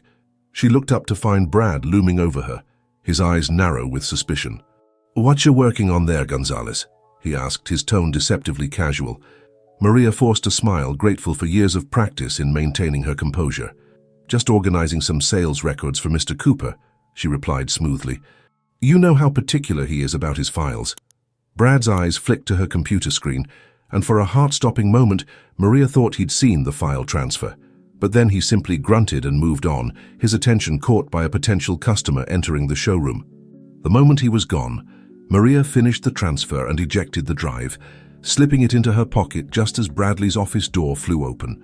Robert emerged, his face a mask of frustration that Maria now recognized as carefully crafted. Bradley followed, his expression thunderous. "Listen up, everyone," Bradley barked. "Corporate's moved up the audit. They'll be here first thing tomorrow morning. I want everyone working late tonight. Every I dotted, every T crossed. No one leaves until I say so. Got it?" A chorus of subdued agreement rippled through the showroom. As the team scattered to their tasks, Robert made his way to Maria's desk. "We're out of time," he murmured, his voice barely audible. "Whatever we're going to do, it has to be tonight." Maria nodded, her mind racing. "The night cleaning crew," she whispered. "They come in at 10. If we can slip in with them." Robert's eyes lit up with understanding. "Perfect. Meet me in the back lot at 9:45, and Maria—" He paused, his expression grave. "Are you sure about this?" "Once we take this step, there's no going back." For a moment, Maria hesitated. She thought of her mother, of the safety of her routine life. But then she remembered the documents she'd just uncovered, the depth of corruption that had infected every aspect of luxury motors. "I'm sure," she said, her voice steady despite the fear coiling in her stomach. "It's time to end this." The rest of the day passed in a blur of nervous energy and forced normalcy. Maria went through the motions of her job, all while acutely aware of the USB drive burning a hole in her pocket. She could feel Bradley's eyes on her, watching her every move, and she wondered if he suspected anything. As 9:45 approached, Maria gathered her things, making a show of stretching and yawning. "Guess I'll take a quick break before diving back in," she announced to no one in particular. She made her way to the back lot, her heart pounding with every step. The night was cool and clear, the stars obscured by the harsh glare of the parking lot lights. She spotted Robert's figure in the shadows, his posture tense and alert. "Ready?" he asked as she approached. Maria nodded, unable to trust her voice. Together they made their way to the service entrance, timing their approach to coincide with the arrival of the cleaning crew. Amidst the bustle of mops and cleaning carts, they slipped back into the building, unnoticed. The dealership was eerie at night, the showroom floor cast in shadows, the gleaming cars like silent sentinels. Maria led the way to Bradley's office, her familiarity with the building's layout proving invaluable. As Robert worked on picking the lock, Maria kept watch, every sound magnified in the quiet building. Finally, with a soft click, the door swung open. They worked quickly, Robert photographing documents while Maria accessed Bradley's computer, transferring files to yet another secure drive. They had just finished when a noise in the hallway made them both freeze. Footsteps were approaching, accompanied by the jangle of keys. The night guard. Robert quickly shut down the computer while Maria gathered their equipment. They slipped out of the office just as the beam of a flashlight rounded the corner. Heart pounding, Maria pulled Robert into a supply closet, closing the door as quietly as possible. They stood in the darkness, barely breathing, as the footsteps grew closer. The guard paused outside the closet, and Maria was sure he could hear the thundering of her heart. But after what felt like an eternity, the footsteps moved on, fading into the distance. They waited a few more minutes before daring to move. As they crept out of the closet, Robert suddenly grabbed Maria's arm, pulling her back into the shadows. Bradley Cooper stood at the end of the hallway, his face illuminated by the glow of his cell phone. Even from a distance, Maria could see the fury etched in his features. "I don't care what it takes," Bradley was saying, his voice a harsh whisper. "Those records need to disappear before the auditors get here. No, you listen to me. If we go down for this, I'm taking everyone with me. Everyone. Understand?" As Bradley turned and stormed back towards his office, Maria and Robert exchanged a look of grim determination. They had the evidence they needed, but now the stakes were higher than ever. They made their way out of the building, slipping away into the night. As they reached their cars, Robert turned to Maria, his expression serious. "There's no going back now," he said softly. "Are you ready for what comes next?" Maria took a deep breath, feeling the weight of the stolen documents and the enormity of what they'd just done. But when she spoke, her voice was steady. "I'm ready," she said. "Whatever it takes, we're going to bring them down." As they parted ways, each heading to a different safe house to analyze the evidence they'd gathered, Maria couldn't shake the feeling that they were on the precipice of something monumental. The next 24 hours would determine not just the fate of luxury motors, but the course of her entire life. Little did she know, the true test of her resolve was yet to come. Forces were aligning against them, and the final confrontation would push her to her very limits, forcing her to question everything she thought she knew about loyalty, justice, and herself. The safe house was a nondescript apartment in a quiet suburb, far removed from the glitz and glamour of luxury motors. Maria sat at a small kitchen table, her eyes burning from hours of staring at computer screens and financial documents. Across from her, Robert paced back and forth, His tie loosened and his sleeves rolled up, looking every inch the CEO he truly was. "This is bigger than we thought," Robert said, running a hand through his disheveled hair. "The fraud doesn't just stop at Luxury Motors. It extends to at least a dozen other dealerships in the network." Maria nodded grimly, pointing to a complex web of transactions on her laptop screen. "And it goes higher up the chain, too. Look at these authorizations. These had to come from someone at the corporate level." Robert leaned in, his eyes narrowing as he studied the document.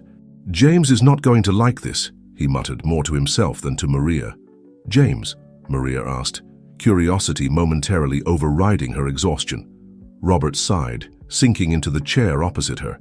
"James Harper, the owner of the manufacturing company. He's the one who initiated this investigation. He had suspicions, but I don't think either of us imagined it would be this extensive." Maria felt a wave of doubt wash over her. "Robert, are you sure we can trust him? If this corruption goes as high as we think it does..." "We can trust James," Robert said firmly. "I've known him for years. He's a man of integrity. When he learns the full extent of this, he'll want to clean house no matter the cost." Maria nodded, wanting to believe him. After all they'd been through, trust was all they had to go on now. As the night wore on, they continued to piece together the puzzle of Luxury Motors' corruption. The more they uncovered, the more staggering the scope of the fraud became. Falsified sales reports, phantom inventory, kickbacks, and even hints of money laundering. It was a tangled web of deceit that had ensnared nearly everyone at the dealership. "What about the other employees?" Maria asked, as the first light of dawn began to creep through the windows. "Surely not everyone was involved in this." Robert shook his head. "No, but they'll all be affected when this comes to light. We need to think about how to protect the innocent parties." Maria felt a surge of warmth towards Robert. Even in the midst of uncovering a massive fraud, he was thinking about the welfare of the employees. It was a stark contrast to the cutthroat world she'd become accustomed to at Luxury Motors. As they continued to work, a plan began to take shape. They would present their findings to James Harper, then work with him to bring in the authorities. But timing would be crucial. Move too soon, and they risked alerting the guilty parties. Wait too long, and evidence might disappear. It was mid-morning when Robert's phone buzzed with a message. His face grew serious as he read it. "It's from my contact at the dealership," he said. "Bradley's called another emergency meeting for this afternoon. Word is he's planning some kind of major announcement." Maria felt her heart rate quicken. "He must know something's up. We need to move now." Robert nodded, already dialing a number on his phone. "I'm calling James. We'll meet him at the corporate offices in an hour. Are you ready for this, Maria?" Maria took a deep breath, feeling the weight of the moment. Everything she'd worked for, everything she'd risked, had led to this. "I'm ready," she said, surprised by the steadiness in her voice. As they gathered their evidence and prepared to leave, Maria caught sight of her reflection in a mirror. She barely recognized the woman staring back at her. Gone was the timid receptionist, always trying to blend into the background. In her place stood someone stronger, more confident, someone ready to fight for what was right. The drive to the corporate offices was tense, the city streets a blur outside the car windows. Maria clutched the laptop containing their evidence like a lifeline, her mind racing through all the possible outcomes of the meeting ahead. As they pulled into the underground parking garage of a towering glass skyscraper, Robert turned to Maria, his expression grave. "Whatever happens in there, I want you to know that I couldn't have done this without you. Your courage, your integrity, they've been the backbone of this entire operation." Maria felt a lump form in her throat, emotion threatening to overwhelm her. "Thank you," she managed to say, "for trusting me, for giving me the chance to make a difference." They shared a moment of understanding, the connection between them deeper than either had anticipated when this journey began. Then, with a nod, they exited the car and made their way to the elevators. The executive floor was a doorway, whirled away from the showroom of Luxury Motors. Plush carpets muffled their footsteps, and the air was heavy with the scent of leather and expensive cologne. A distinguished-looking man in his 60s was waiting for them, his face a mask of concern. "Robert," he said, extending his hand, "and you must be Ms. Gonzalez. I'm James Harper. Thank you both for coming. Please step into my office." As they settled into leather chairs that probably cost more than Maria's car, James leaned forward, his eyes intense. "Before we begin, I want you both to understand the gravity of what we're about to discuss," If what you've uncovered is as serious as Robert has indicated, it could shake this company to its very foundations." Maria nodded, her voice steady as she replied, "We understand, Mr. Harper, and we're prepared to see this through to the end." For the next 2 hours, Maria and Robert laid out their findings, presenting a damning picture of corruption that stretched from the dealership floor to the highest levels of corporate management. James listened intently, his expression growing graver with each revelation. When they finished, James was silent for a long moment, his fingers steepled in front of him. Finally, he spoke. "This is beyond anything I had imagined. The damage to our reputation, the legal implications, it's staggering. But we have to act," Robert said firmly. "We can't let this continue." James nodded slowly. "You're right, of course. I'll contact our legal team immediately. We'll need to bring in the authorities, but we have to do this carefully. If word gets out before we're ready, the guilty parties might destroy evidence or flee." As James picked up his phone, Maria felt a mix of relief and apprehension wash over her. They had done it. They had brought their evidence to light. But she knew that the real battle was just beginning. Suddenly, Robert's phone buzzed. His face paled as he read the message. "It's my contact at the dealership," he said, his voice tight. "Bradley's making his move. He's announcing a complete restructuring of the sales team. He's firing half the staff, effective immediately." Maria's heart sank. "He's cutting loose the people who might talk," she realized. "We have to stop him." James's expression hardened with resolve. "Then we move now. I'm calling in every favor I have. We'll have a team of auditors and legal representatives at Luxury Motors within the hour. Robert, you and Ms. Gonzalez need to get back there. Stall Bradley if you can. Keep him from destroying any more evidence." As they rushed out of the office, Maria felt a surge of adrenaline. This was it, the moment of truth. Everything they had worked for, all the risks they had taken, had led to this. In the elevator, Robert turned to her, his eyes blazing with determination. "Are you ready for this, Maria? Once we walk into that dealership, there's no turning back." Maria took a deep breath, squaring her shoulders.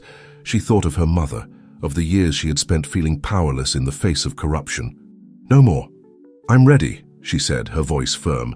"Let's finish this." As the elevator doors opened and they stepped out into the bright sunlight, Maria knew that the next few hours would change everything. The storm they had been preparing for was about to break, and she was ready to face it head-on. Little did she know the true test of her courage and integrity was yet to come. The confrontation that awaited them at Luxury Motors would push her to her limits, forcing her to make choices that would define not just her future, but the future of an entire industry. The familiar glass doors of Luxury Motors loomed before Maria and Robert, now seeming more like the gates to a battleground than the entrance to a car dealership. The tension in the air was palpable as they stepped into the showroom, the usual buzz of activity replaced by an eerie silence. Eyes turned to them as they entered, a mix of confusion and suspicion on the faces of their colleagues. Bradley Cooper stood at the far end of the room, his face flushed with anger as he addressed a group of shell-shocked employees. "Curse, that's final," Bradley was saying, his voice echoing in the quiet space. "If you're on the list, you have 1 hour to clear out your desks. Security will escort you off the premises." They presented innovative financing models that prioritized fairness, environmental initiatives that would position the industry as a leader in sustainability, and cutting-edge technologies that would revolutionize the car-buying experience. As they concluded their presentation, the room erupted in a flurry of questions and discussions. Some board members were enthusiastic, seeing the potential for long-term growth and improved public perception. Others were more hesitant, concerned about the short-term costs and the challenges of implementation. James Harper stood, silencing the room with a raised hand. "What Ms. Gonzalez and Mr. Steele have presented is nothing short of revolutionary," he said, his voice carrying the weight of decades in the industry. "It's ambitious, it's risky, and it's exactly what we need." He turned to Maria and Robert, a glimmer of pride in his eyes. "You've given us a lot to think about. We'll need time to review the details, but I believe you've just charted the course for the future of our industry." As the meeting adjourned, Maria felt a mix of exhilaration and nervous anticipation. They had cleared the first hurdle, but the real work was just beginning. Over the next few weeks, news of Luxury Motors' proposed overhaul spread like wildfire through the industry. Maria and Robert found themselves at the center of a media storm, giving interviews, attending industry conferences, and meeting with government regulators. The reactions were mixed. Some hailed them as visionaries, champions of a new era in automotive sales. Others dismissed their ideas as naive and impractical. Competitors scrambled to respond, some pledging to adopt similar practices, while others doubled down on traditional models. One crisp autumn morning, Maria arrived at the dealership to find a crowd gathered outside. For a moment she feared it was another protest. They had faced several in the wake of the scandals. But as she got closer, she realized the crowd was cheering. A young woman stepped forward, a set of car keys clutched in her hand. "Ms. Gonzalez," she said, her voice trembling with emotion, "I just bought my first car here. I've always been scared of dealerships, but your new policies, the transparency, it made all the difference. Thank you for what you're doing." Maria felt a lump form in her throat. This was why they were fighting so hard, for moments like these, for the chance to change people's lives in tangible ways. Inside, she found Robert in deep conversation with a group of tech entrepreneurs. They were discussing the implementation of a new virtual reality showroom that would allow customers to explore and customize vehicles from the comfort of their homes. "Maria!" Robert called out, his face lighting up as he saw her. "Come here, you've got to see this. It's incredible what these folks have come up with." As she joined the group, marveling at the innovations they were proposing, Maria felt a surge of optimism. This was the future they had envisioned, collaborative, innovative, and focused on enhancing the customer experience. But not everyone was embracing the changes. Later that afternoon, Maria received a call from an old friend in the industry, warning her of growing opposition from a coalition of traditional dealerships and manufacturers. "They're scared, Maria," her friend said, her voice low. "What you're proposing threatens everything they've built. Be careful, they're not going to go down without a fight." The warning was sobering, a reminder that the path they had chosen would not be an easy one. But as Maria looked out over the showroom floor, seeing the energy and enthusiasm of their team, she knew they were on the right track. That evening, as she and Robert worked late into the night, fine-tuning their implementation plans, Maria felt a moment of doubt creep in. "Are we really going to be able to pull this off?" she asked softly. "Change an entire industry?" Robert paused, considering her question. Then he stood, walking over to the window and gesturing for her to join him. Outside, the city stretched out before them, a sea of lights in the darkness. "Look out there," he said, his voice warm. "In every one of those homes is someone who's been affected by the old way of doing things. Someone who's been taken advantage of, or who's dreamed of owning a car but been scared away by the process. We're not just changing an industry, Maria. We're changing lives." He turned to her, his eyes filled with a mix of determination and something deeper, something that made Maria's heart race. "And there's no one I'd rather be doing this with than you." In that moment, with the city lights twinkling below and the enormity of their task ahead, Maria felt a shift. The connection between them, which had been growing steadily since that first undercover operation, crystallized into something profound and unshakable. As they stood there, on the precipice of a new era for luxury motors and the entire automotive industry, Maria knew that whatever challenges lay ahead, they would face them together. The road would be difficult, fraught with obstacles and opposition, but the destination, a truly ethical, customer-focused industry, was worth every struggle. Little did they know, the biggest challenges were yet to come. Forces were aligning against them, determined to maintain the status quo at any cost. The revolution they had started was about to face its greatest test, pushing Maria, Robert, and their entire team to the very limits of their resolve and ingenuity. But for now, in this quiet moment of connection and shared purpose, the future seemed bright with possibility. As they turned back to their work, energized and determined, Maria and Robert were ready to take on the world, one car sale at a time. The crisp autumn air carried a sense of anticipation as Maria walked through the newly redesigned showroom of luxury motors. 6 months had passed since their groundbreaking presentation to the board, and the dealership had undergone a dramatic transformation. Gone were the high-pressure sales tactics and confusing financing options. In their place stood a model of transparency and customer-centric service. Interactive digital displays allowed customers to explore every aspect of a vehicle's history, from its manufacturing process to its environmental impact. The sales team, now rebranded as Automotive Advisors, worked on salary rather than commission, their performance metrics tied to customer satisfaction rather than sales numbers. As Maria greeted the morning staff, she couldn't help but feel a surge of pride. The changes hadn't been easy, but the results were undeniable. Customer satisfaction scores were at an all-time high, and word was spreading fast about the new luxury motors. "Morning, Maria," called out Jennifer, one of their top advisors. "You're going to want to see this." She handed over a tablet, its screen displaying the latest industry rankings. Luxury motors had jumped to the top spot for customer trust and ethical practices. Maria's smile widened as she scrolled through the report. "This is incredible," she said, her voice filled with emotion. "Make sure everyone sees this. They've all worked so hard to make this happen." As she continued her walkthrough, Maria's phone buzzed with a message from Robert. "Turn on the news, Channel 7. Now." Puzzled, Maria made her way to the customer lounge, where a large screen displayed the morning news. What she saw made her breath catch in her throat.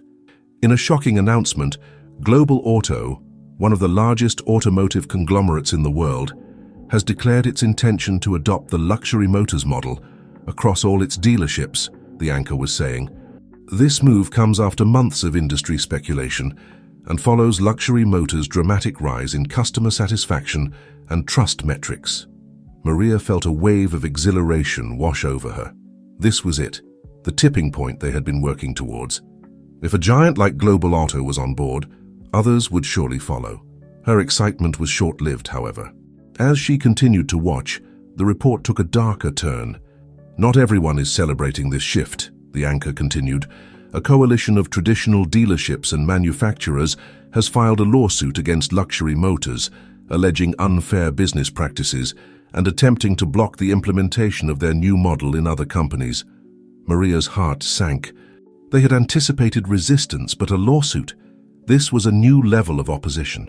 Before she could fully process this news, Robert burst into the lounge, his face a mix of excitement and concern. "Did you see?" he asked, slightly out of breath. Maria nodded grimly. "The Global Auto announcement and the lawsuit. Looks like we've kicked the hornet's nest." Robert ran a hand through his hair, a gesture Maria had come to recognize as a sign of his nervous energy. "This is big, Maria. Bigger than we anticipated. We need to strategize." They spent the next few hours in Maria's office, fielding calls from journalists, legal advisors, and industry allies. The lawsuit, it turned out, was just the tip of the iceberg. Reports were coming in of pressure being applied to suppliers who worked with luxury motors and whisper campaigns attempting to discredit their new business model. "They're scared," Robert said, pacing the length of Maria's office. "We're threatening the status quo and they're pulling out all the stops to protect it." Maria leaned back in her chair, her mind racing. "We knew this wouldn't be easy," she said, her voice steady despite the turmoil she felt inside. "But we can't back down now. Too many people are counting on us." As if on cue, there was a knock at the door. Jennifer entered, looking slightly apologetic. "Sorry to interrupt, but there's someone here you both need to meet." She stepped aside, revealing a middle-aged man in a wheelchair. Maria recognized him immediately from the news reports. Michael Chen, the whistleblower whose revelations had first exposed the depth of corruption in the industry. "Mr. Chen," Maria said, rising to greet him. "It's an honor to meet you."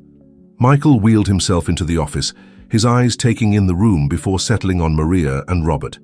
"The honor is mine," he said, his voice soft but filled with conviction.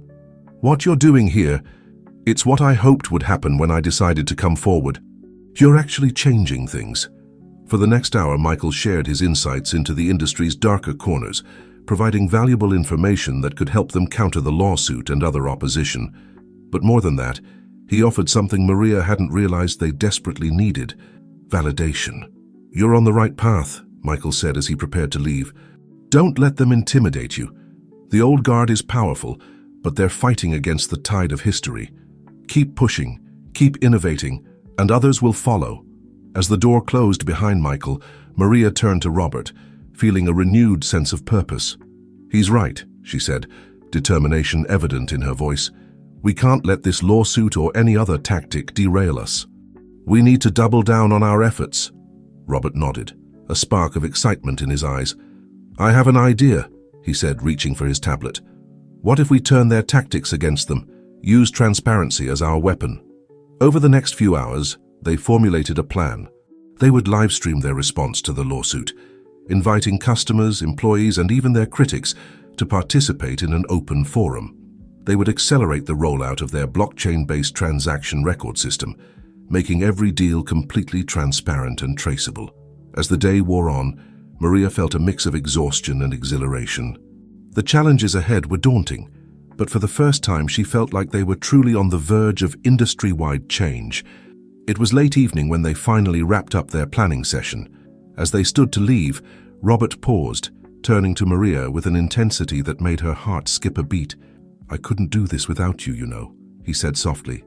"Your courage, your integrity, you're the heart of this whole operation." Maria felt a warmth spread through her chest. The connection between them, which had been growing steadily over the months, suddenly felt electric. She took a step closer, drawn by a force she couldn't quite name. "We're in this together," she replied, her voice barely above a whisper. "Whatever comes next, we'll face it as a team." For a moment they stood there, the air between them charged with unspoken emotions. Then slowly, inevitably, they leaned towards each other. Their first kiss was soft, tentative, laden with months of built-up tension and shared struggles. When they finally pulled apart, Maria saw her own mix of surprise and joy mirrored in Robert's eyes. "So yes," Robert said, a smile playing at the corners of his mouth. "I guess that's one more thing changing around here." Maria laughed, feeling lighter than she had in months, despite the challenges that lay ahead. "Change can be good," she said, linking her fingers with his. As they left the office together, stepping out into the cool night air, Maria felt a sense of rightness settle over her. The road ahead would be difficult, fraught with legal battles and industry opposition. But with Robert by her side, and the knowledge that they were fighting for something truly important, she felt ready to take on whatever came next. Little did they know, the forces aligning against them were about to launch their most devastating attack yet. The revolution they had started was about to face its greatest test, one that would push Maria, Robert, and everyone at Luxury Motors to the very limits of their resolve and ingenuity. But for now, walking hand in hand under the starlit sky, they allowed themselves a moment of hope and connection. Tomorrow would bring new challenges, but tonight they celebrated the small victories and the promise of a future they were building together. The following weeks were a whirlwind of activity for Maria and Robert. Their live-streamed response to the lawsuit had gone viral, earning them widespread public support and putting their opponents on the defensive. The rollout of their blockchain-based transaction system was proceeding smoothly, setting a new standard for transparency in the industry. But as Maria sat in her office one crisp morning, reviewing the latest reports, she couldn't shake a feeling of unease. The opposition they faced was growing more organized, more determined. The lawsuit, initially dismissed by many as a desperate ploy, was gaining traction in the courts. A knock at her door interrupted her thoughts. Robert entered, his face grave. "We've got a problem," he said without preamble. "A big one." He handed her a tablet, its screen displaying an article from an industry watchdog site. Maria's heart sank as she read the headline, "Luxury Motors Ethical Cars Linked to Exploitative Labor Practices." The article alleged that one of their key suppliers was using sweatshop labor to produce components for their most popular models. If true, it would be a devastating blow to their reputation and everything they stood for. "This can't be right," Maria said, her voice shaking slightly. "We vetted all our suppliers thoroughly. How could we have missed this?" Robert shook his head, frustration evident in his voice. "I don't know, but whether it's true or not, the damage is already being done. Social media is blowing up and our stock price is taking a hit." Maria stood, her mind racing. "We need to get ahead of this. Full transparency, just like we've been preaching. Let's launch an immediate investigation, make all our findings public in real time." "Agreed," Robert said, already pulling out his phone to start making calls. "But we need to be prepared for the possibility that there's some truth to these allegations. If there is, we'll need to do more than just investigate. We'll need to make it right." The next few days were a blur of activity. Maria and Robert assembled a team of independent auditors and human rights experts to investigate the claims. They set up a live feed from the suppliers' factories, inviting the public to witness the investigation as it unfolded. The stress was taking its toll on everyone. Maria found herself working around the clock, fielding calls from worried investors and irate customers. She and Robert barely had a moment alone, their budding relationship put on hold as they fought to save everything they had built. It was on the third day of the investigation that the breakthrough came. One of their auditors, a young woman named Aisha, uncovered evidence that the sweatshop allegations had been fabricated. The proof offered in the original article had been cleverly doctored, part of a sophisticated smear campaign. "We've been set up," Robert said, his voice a mix of relief and anger. "Someone went to a lot of trouble to discredit us." Maria nodded grimly. "The question is, who? And why go to such elaborate lengths?" Their answer came sooner than expected. As they prepared to go public with their findings, Maria received an anonymous email. The contents made her blood run cold. "You're digging too deep," the message read. "Back off now or the next scandal won't be fake. You have 24 hours to announce that you're abandoning your ethical crusade and returning to business as usual." Maria's first instinct was to delete the email, to dismiss it as an empty threat. But something in the wording, the specificity of the demand, gave her pause. She forwarded the email to Robert, her hands shaking slightly as she typed out a message. "We need to talk. Now." They met in a small cafe a few blocks from the dealership, away from prying eyes and potential eavesdroppers. As Maria showed Robert the email, she saw her own fears reflected in his eyes. "This is bigger than we thought," Robert said quietly. "Someone with real power feels threatened by what we're doing." Maria nodded, her mind racing through the implications. "The question is, what do we do now? If we give in to this threat, everything we've worked for is lost, but if we don't—" Robert reached across the table, taking her hand in his. The gesture, simple as it was, grounded her, reminding her why they had started this journey in the first place. "We fight," he said, his voice filled with determination. "We've come too far to back down now. Whatever they throw at us, we face it head-on together." Maria felt a surge of affection and admiration for the man sitting across from her. In that moment, she knew with absolute certainty that there was no one else she'd rather have by her side in this battle. "Together," she agreed, squeezing his hand, "but we need to be smart about this. Whoever's behind this threat, they're powerful and desperate. We need a plan." They spent the next several hours strategizing, reaching out to trusted allies and making contingency plans. By the time they returned to the dealership, they had the outline of a strategy, one that would not only address the immediate threat but potentially expose the corruption at the heart of their opposition. As they walked back into Luxury Motors, Maria was struck by the bustling activity around her. Employees were hard at work, customers were engaged in earnest conversations with advisors, and there was an energy in the air that spoke of purpose and pride. "Look around," she said softly to Robert. "This is what we're fighting for. Not just a business, but a vision of what the industry could be. We can't let them take this away."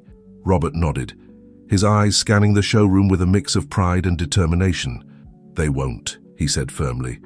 "Whatever happens next, we're changing things for the better, and that's worth any fight." As they stepped into Maria's office to begin implementing their plan, neither of them could have anticipated the storm that was about to break. The threat they faced was more dangerous than they knew, and the next 24 hours would test their resolve, their ethics, and their commitment to each other in ways they could never have imagined. But for now, standing side by side, ready to face whatever came next, Maria and Robert felt a sense of purpose that transcended their fear. They had started a revolution, and they were prepared to see it through no matter the cost. Little did they know the true test of their vision, their integrity, and their love was yet to come. The battle for the soul of the automotive industry was about to enter its most crucial phase, and Maria and Robert were at the very heart of it all. The clock was ticking. With less than 24 hours to respond to the anonymous threat, Maria and Robert threw themselves into action. The Luxury Motors showroom had been transformed into a war room, with trusted team members working around the clock to implement their daring plan. "Are we sure about this?" Jennifer asked, her voice tinged with concern as she looked over the strategy laid out before them. "If we're wrong, if we can't trace this back to the source—" Maria met her gaze steadily. "We have to take the risk. If we back down now, everything we fought for is lost." Robert nodded in agreement. "Besides, our tech team has confirmed the email's authenticity. Whoever sent this threat is connected to our opposition. This is our chance to expose the corruption at the heart of the industry. Their plan was audacious. Instead of capitulating to the demand or simply ignoring it, they would use the threat as bait, setting a trap to lure out their mysterious adversary. The first phase involved a carefully crafted press release. It would appear to announce Luxury Motors' intention to re-evaluate their ethical initiatives, hinting at a return to traditional practices. But hidden within the statement were subtle cues and coded language that they hoped would draw out their opponents. As Maria hit send on the release, she felt a mix of anxiety and exhilaration. "And now we wait," she murmured, more to herself than anyone else. They didn't have to wait long. Within hours, industry forums were buzzing with speculation. Competitors began issuing statements, some gloating, others expressing faux concern about Luxury Motors' apparent change of heart. But it was a call from an unlisted number that really set things in motion. Maria answered, her heart pounding, as a distorted voice came through the speaker. "Smart move, Ms. Gonzalez, but don't think this is over. Meet us at the old Riverside warehouse tonight at 10 p.m. Come alone, or the next scandal won't be so easy to disprove." As Maria relayed the message to the team, Robert's face hardened with determination. "It's a trap," he said flatly. "They're trying to isolate you, maybe even—" He couldn't finish the thought. "Of course it's a trap," Maria replied, her voice steady despite the fear coursing through her. "But it's also our best chance to identify who's behind all this. We need to be smart about this." What followed was a flurry of activity. While it would appear that Maria was complying with the demand to come alone, in reality, an elaborate sting operation was being set into motion. Ethical hackers were tracing the call, security experts were scouting the warehouse location, and a team of trusted journalists was being briefed, ready to break the story at a moment's notice. As night fell, Maria found herself parked a block away from the Riverside warehouse, her hands gripping the steering wheel so tightly her knuckles had turned white. Robert's voice came through her earpiece, a lifeline in the darkness. "Remember, we've got eyes and ears on you at all times. At the first sign of trouble, we're coming in. Are you sure you want to go through with this?" Maria took a deep breath, centering herself. She thought of all they had accomplished, of the people counting on them to see this through. "I'm sure," she said, her voice firm. "Let's finish this." As she approached the warehouse, the weight of the moment settled over her. This wasn't just about Luxury Motors anymore. It was about the future of an entire industry, about proving that ethical business practices could triumph over corruption and greed. The warehouse loomed before her, its dilapidated exterior a stark contrast to the high-stakes drama unfolding within. As Maria pushed open the rusted door, she steeled herself for whatever lay ahead. The interior was dimly lit, shadows dancing across piles of discarded machinery. In the center of the room stood a figure, their face obscured by a hood. "That's far enough, Ms. Gonzalez," the figure called out, their voice distorted by some kind of modulator. "I'm glad to see you've come to your senses. Now about dismantling those troublesome ethical initiatives of yours." Maria held up a hand, cutting them off. "Before we go any further, I want to know who I'm dealing with. Who's really behind all this?" The figure chuckled, a chilling sound through the voice distorter. "You're in no position to make demands. But since you asked so nicely." They reached up, pulling back the hood to reveal a face that made Maria's blood run cold. It was Charles Blackwood, CEO of one of the largest automotive conglomerates in the world, and a man who had publicly praised Luxury Motors' ethical reforms. "Surprised?" Blackwood asked, a cruel smile playing at his lips. "You shouldn't be. Did you really think the industry would just roll over and let you destroy decades of profitable practices? Your little revolution ends tonight, Ms. Gonzalez." But as he stepped forward, the warehouse was suddenly flooded with light. Police officers poured in from every entrance, led by Robert and their security team. "I think not, Mr. Blackwood," Robert's voice rang out. "The only thing ending tonight is your reign of corruption." As Blackwood was led away in handcuffs, sputtering threats and denials, Maria felt a wave of relief wash over her. They had done it. They had exposed the rot at the core of the industry. But even as she allowed herself a moment of triumph, Maria knew this was just the beginning. The revelations of tonight would send shockwaves through the automotive world. The fight for true reform was far from over. As she and Robert left the warehouse, greeted by a sea of flashing cameras and shouted questions from the press, Maria felt a renewed sense of purpose.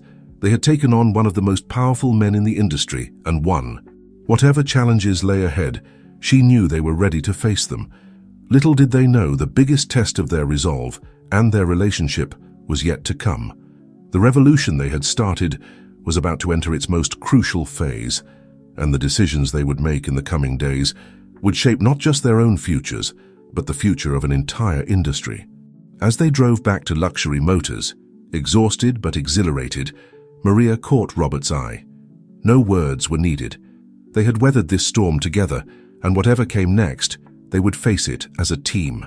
The dawn was breaking as they pulled into the dealership parking lot. A new day was beginning, for them, for Luxury Motors, and for the automotive industry as a whole. And Maria was ready to meet it head-on. The days following Charles Blackwood's arrest were a whirlwind of activity. The automotive industry was in turmoil, with stock prices fluctuating wildly as investors and consumers alike tried to make sense of the revelations.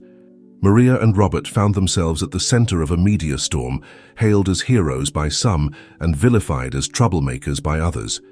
Luxury Motors had become ground zero for a revolution in the industry, and the pressure was immense. Maria stood at the window of her office, watching the sun rise over the city. It was barely 6 a.m., but the parking lot was already filling with journalists and curious onlookers. A soft knock at the door pulled her from her thoughts. Robert entered, carrying 2 cups of coffee and looking as exhausted as she felt. "Thought you could use this," he said, handing her a steaming mug. "How are you holding up?" Maria accepted the coffee gratefully, savoring the rich aroma. "I'm hanging in there," she replied, managing a small smile, "but I can't help feeling like we've opened Pandora's box. The fallout from Blackwood's arrest? It's bigger than we anticipated." Robert nodded grimly. "I just got off the phone with our legal team. The lawsuits are starting to pile up, not just against Blackwood and his cronies, but against the entire industry. People are demanding accountability." "And they should get it," Maria said firmly, "but we need to make sure this doesn't turn into a witch hunt. There are good people in this industry, Robert. People who've been trying to do the right thing all along." "Agreed," Robert said, running a hand through his hair. "But how do we separate the wheat from the chaff? How do we ensure that the reforms we're pushing for actually stick?" Before Maria could respond, her phone buzzed with an incoming call. It was James Harper. She put it on speaker so Robert could hear. "Maria, Robert?" James's voice crackled through the line, sounding weary but determined. "I hope you're ready for this. The industry task force we proposed, it's happening. The government's on board, and they want you two to lead it." Maria and Robert exchanged stunned looks. This was an opportunity they had hoped for, but never truly expected to materialize so quickly. That's incredible, James," Maria managed to say. "But are you sure we're the right people for this? We've made a lot of enemies in the past few days." "You've also made a lot of allies," James countered. "You two have the vision and the integrity to guide this industry into a new era. But I won't lie to you. It's going to be an uphill battle. Are you up for it?" Maria looked at Robert, seeing her own mix of excitement and apprehension mirrored in his eyes. This was what they had been working towards, a chance to enact real, lasting change on a scale they had only dreamed of. "We're in," Robert said, his voice steady. "Whatever it takes." After the call ended, Maria and Robert sat in silence for a moment, the weight of their new responsibility settling over them. The task ahead was daunting, reforming an entire industry, balancing the needs of businesses, consumers, and the environment. "We're going to need help," Maria said finally. "Experts in sustainability, consumer rights advocates, labor specialists. This can't just be about us." Robert nodded, already pulling out his tablet to start making notes. "Agreed. And we need to be transparent every step of the way. No more backroom deals or hidden agendas. Everything we do needs to be open to public scrutiny." As they began to outline their approach, the energy in the room shifted.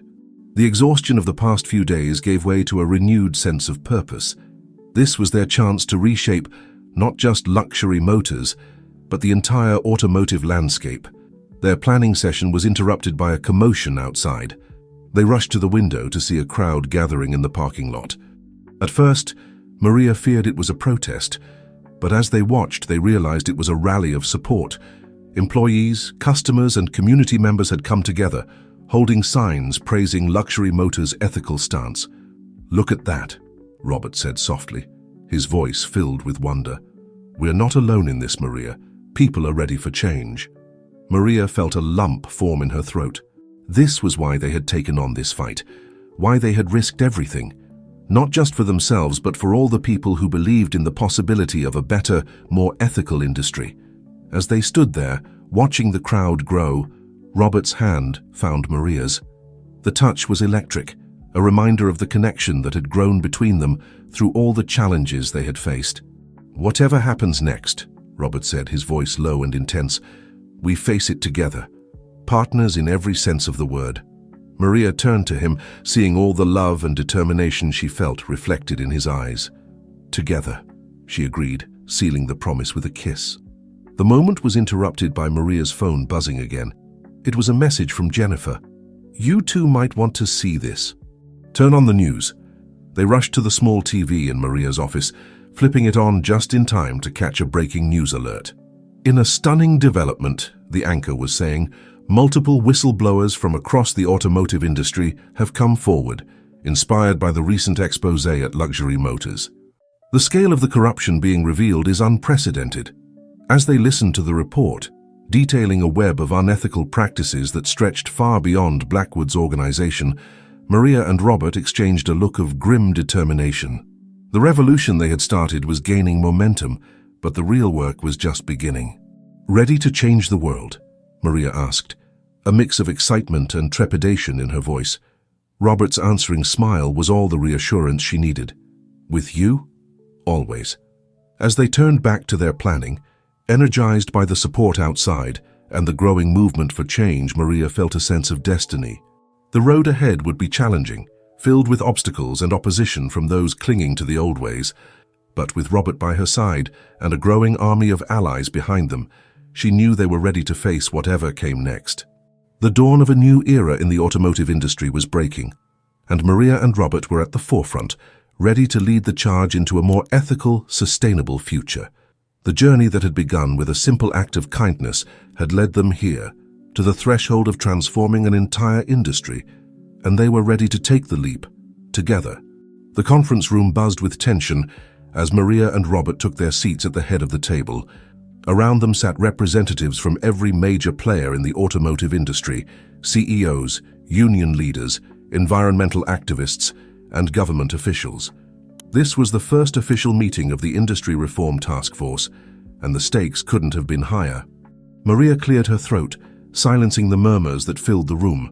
"Thank you all for being here," she began, her voice steady despite the butterflies in her stomach. "We're here today because our industry stands at a crossroads. The revelations of the past few weeks have shaken public trust to its core. But within this crisis lies an unprecedented opportunity, a chance to rebuild, not just our individual companies, but the entire automotive landscape." As she spoke, Maria could feel the weight of every gaze in the room. Some faces showed skepticism, others hope, and a few barely concealed hostility. She knew that not everyone was happy about her and Robert's appointment to lead this task force. Robert picked up where she left off, his voice complementing hers perfectly. "We're not here to point fingers or assign blame. We're here to chart a new course, one that prioritizes ethics, sustainability, and genuine value for consumers. But we can't do this alone. We need the expertise and commitment of everyone in this room." For the next several hours, they laid out their vision for the future of the industry. They proposed sweeping changes, from new transparency standards in manufacturing and sales to ambitious environmental goals that would push the boundaries of electric and alternative fuel technologies. The discussions were heated at times. Old rivalries and competing interests threatened to derail the proceedings more than once. But Maria and Robert stood firm, guiding the conversation back to the core principles they had fought so hard to establish. As the meeting drew to a close, Maria felt a glimmer of hope. They had made progress, small but significant steps towards consensus on some key issues. But she knew this was just the beginning. Later that evening, as they debriefed in Maria's office back at Luxury Motors, Robert let out a long sigh. "Well, that was intense," Maria offered with a wry smile. "I was going to say a complete madhouse, but intense works too. Robert chuckled, running a hand through his hair. Maria nodded, feeling the weight of the day settling on her shoulders. Did we bite off more than we can chew, Robert? The resistance we're facing, the competing agendas, sometimes it feels like we're trying to move mountains. Robert was quiet for a moment, his gaze thoughtful as he looked out the window at the city skyline. Maybe we are, he said finally. But remember why we started this, Maria. Remember all the people counting on us to see this through. As if on cue, there was a knock at the door. Jennifer entered holding a large envelope. Sorry to interrupt, but this just came for you, Maria. It's marked urgent. Maria opened the envelope, her eyes widening as she scanned its contents. It's from Michael Chen, she said, her voice filled with surprise. Michael was the whistleblower whose revelations had first exposed the depth of corruption in the industry. He's offering to join the task force, Maria continued, her excitement growing as she read. Says he has more information, connections that could help us navigate the politics of reform. Robert's face lit up. That could be a game changer. His insider knowledge combined with our vision could be exactly what we need to push this reform through, Maria finished, feeling a renewed sense of purpose. As they began to discuss how to integrate Michael into their plans, Maria's phone buzzed with a news alert. She pulled it up, her breath catching as she read the headline. Global Motors announces radical restructuring, citing luxury motors model as inspiration. Robert, look at this, she said, passing him the phone. It's happening. The changes we're pushing for, they're starting to take hold. Robert read the article, a slow smile spreading across his face. This is just the beginning, he said, his voice filled with determination. We're creating a ripple effect. Other companies will follow suit, if only to keep up with public demand for more ethical practices. As they continued to work late into the night, refining their strategies and preparing for the challenges ahead, Maria felt a mix of exhaustion and exhilaration. The task before them was daunting, but for the first time it felt truly achievable. It was past midnight when Robert finally convinced Maria to call it a night. As they stood in the parking lot, the cool night air a refreshing change from the stuffy conference rooms they'd been in all day, Maria felt a wave of emotion wash over her. Do you ever wonder how we got here? She asked softly, gazing up at the stars. A year ago I was just a receptionist trying to make ends meet. And now... Robert stepped closer, taking her hand in his.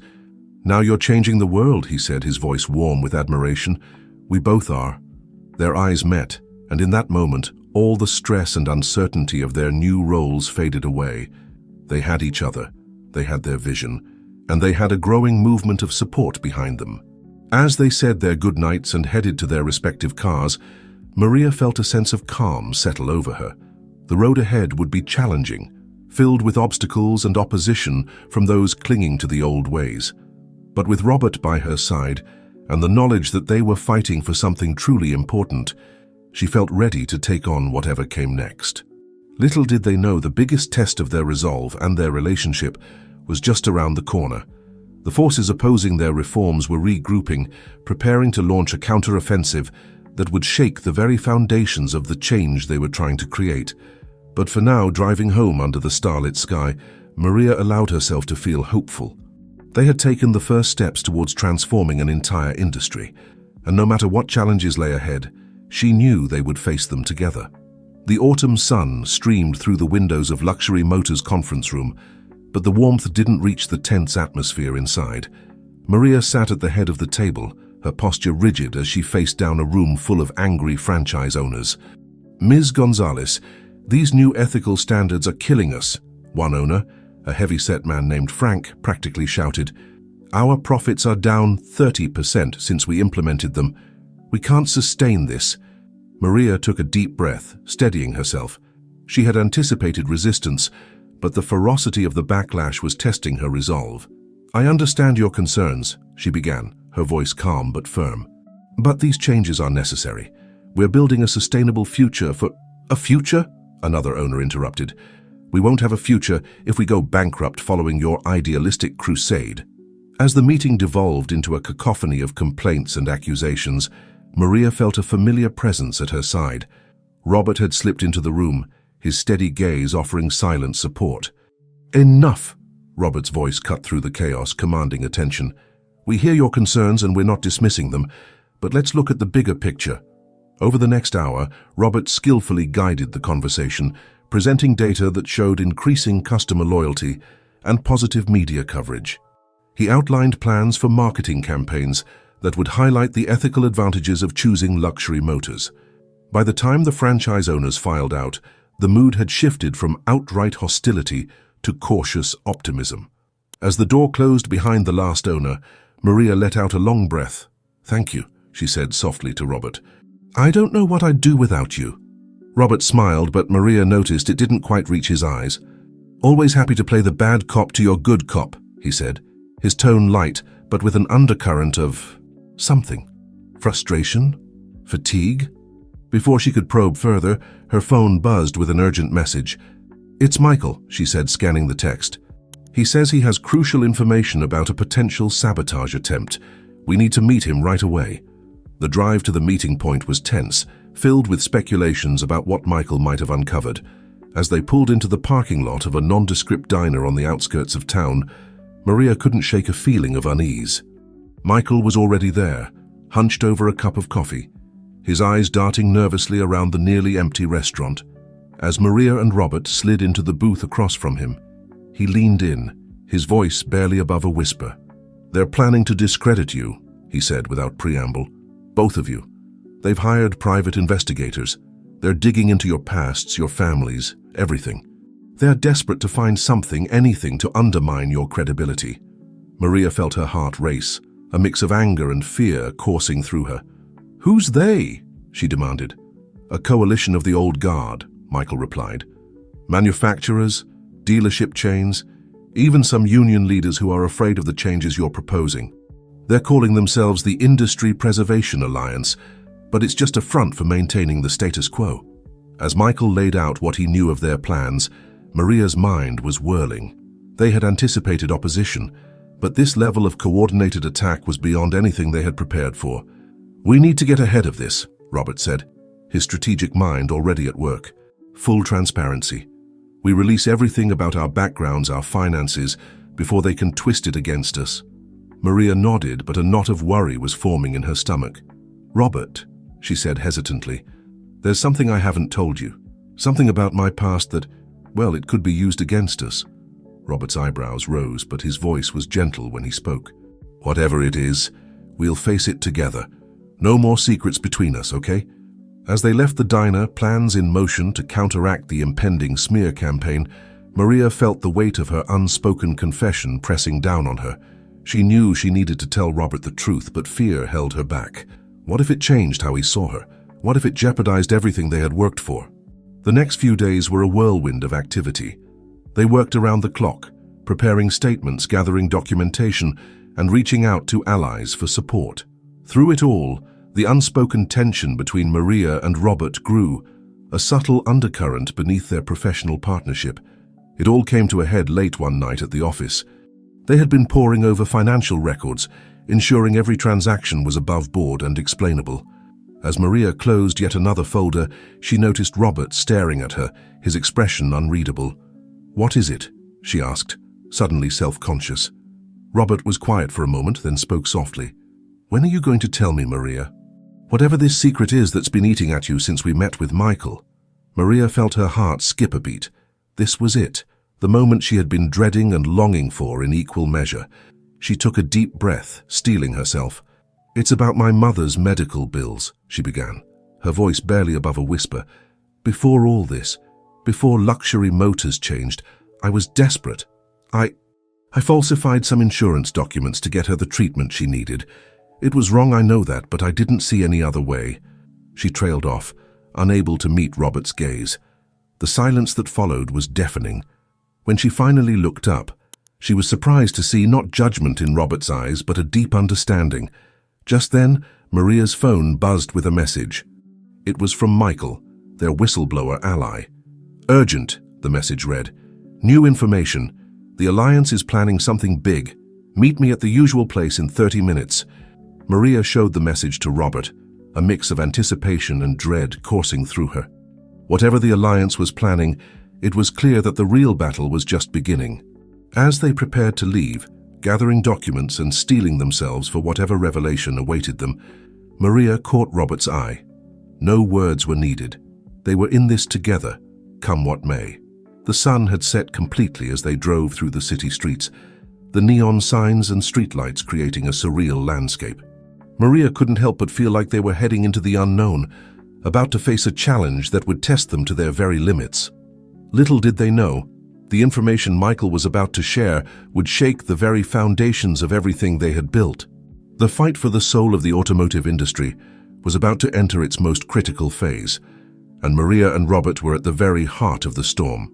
As they pulled into the parking lot of the nondescript diner where they were to meet Michael, Maria took a deep breath, centering herself. Whatever lay ahead, she was ready to face it.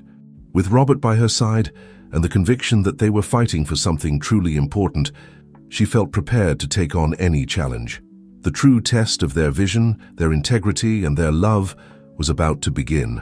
And Maria Gonzalez, once an overlooked receptionist, now stood at the forefront of a revolution that would change not just an industry, but the lives of countless people. The stakes had never been higher, but neither had her determination to see this through to the end. The diner was nearly empty when Maria and Robert arrived, the flickering neon sign casting an eerie glow over the parking lot. They found Michael in a corner booth, his face pale and drawn, a half-empty cup of coffee cooling in front of him. "Thank you for coming," Michael said, his voice barely above a whisper.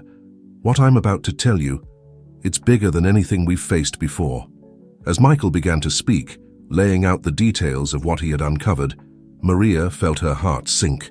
The Alliance's plan was more insidious, more far-reaching than they could have imagined. It wasn't just about discrediting Maria and Robert anymore. It was about dismantling the entire reform movement from the inside out. "They've infiltrated the task force," Michael revealed, his eyes darting nervously around the diner. "Key members have been compromised, bribed, blackmailed, or threatened. They're planning to use the very reforms you've proposed as a smokescreen for even more egregious practices." Robert leaned forward, his face a mask of controlled anger. "How deep does this go?" Michael's response was chilling. "All the way to the top. Some of the highest-ranking officials in the regulatory bodies are involved. They're not just trying to maintain the status quo anymore. They're looking to consolidate power, to create a monopoly that would make the old corruption look like child's play." As Michael continued to detail the Alliance's plans, Maria's mind raced. This wasn't just an attack on their reputation or their company. This was a threat to the entire concept of ethical business practices, a calculated move to exploit the public's trust in their reforms. "We need to expose this," Maria said, her voice filled with determination. "All of it, no matter the cost." Robert nodded in agreement, but his expression was grave. "It won't be easy. With this level of infiltration, who can we trust?" The gravity of their situation settled over them like a heavy blanket. They were no longer just fighting against corrupt business practices. They were up against a conspiracy that reached into the highest levels of government and industry. As they left the diner, the weight of Michael's revelations pressing down on them, Maria turned to Robert. "What do we do now?" she asked, feeling for the first time since this all began a flicker of doubt. Robert was quiet for a moment, his gaze distant as he considered their options.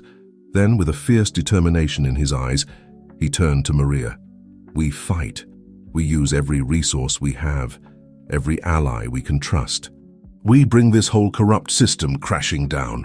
Back at Luxury Motors, they worked through the night, reaching out to trusted contacts, analyzing the information Michael had provided, and formulating a plan of attack. They knew they were racing against time, trying to get ahead of the Alliance's next move. As dawn broke, casting a pale light over the city, Maria stood at the window of her office, watching the world below come to life. She felt the weight of responsibility settling on her shoulders, not just for Luxury Motors or the reform movement, but for the countless people whose lives would be affected by the outcome of this fight. Robert joined her at the window, his presence a comforting strength beside her. "We're going to need help," he said softly. "We can't do this alone." Maria nodded, her mind already working on the next steps. "We need to build a coalition of our own. Whistleblowers, ethical business leaders, investigative journalists. Anyone who's willing to stand up against this corruption."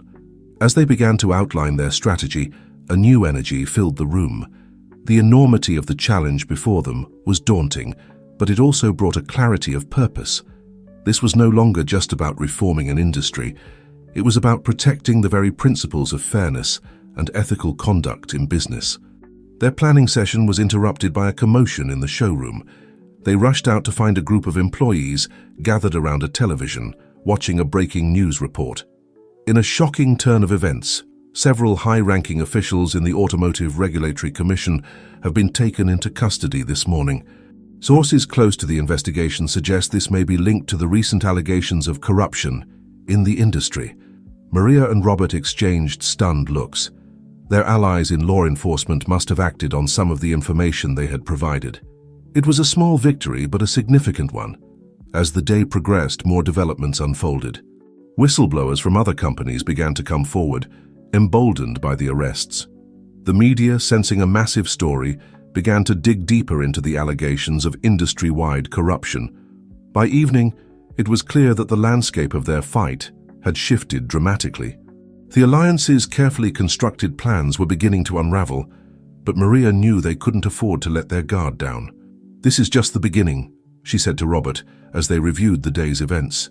"They'll regroup, try to contain the damage. We need to keep pushing." Robert nodded, a fierce pride shining in his eyes as he looked at Maria.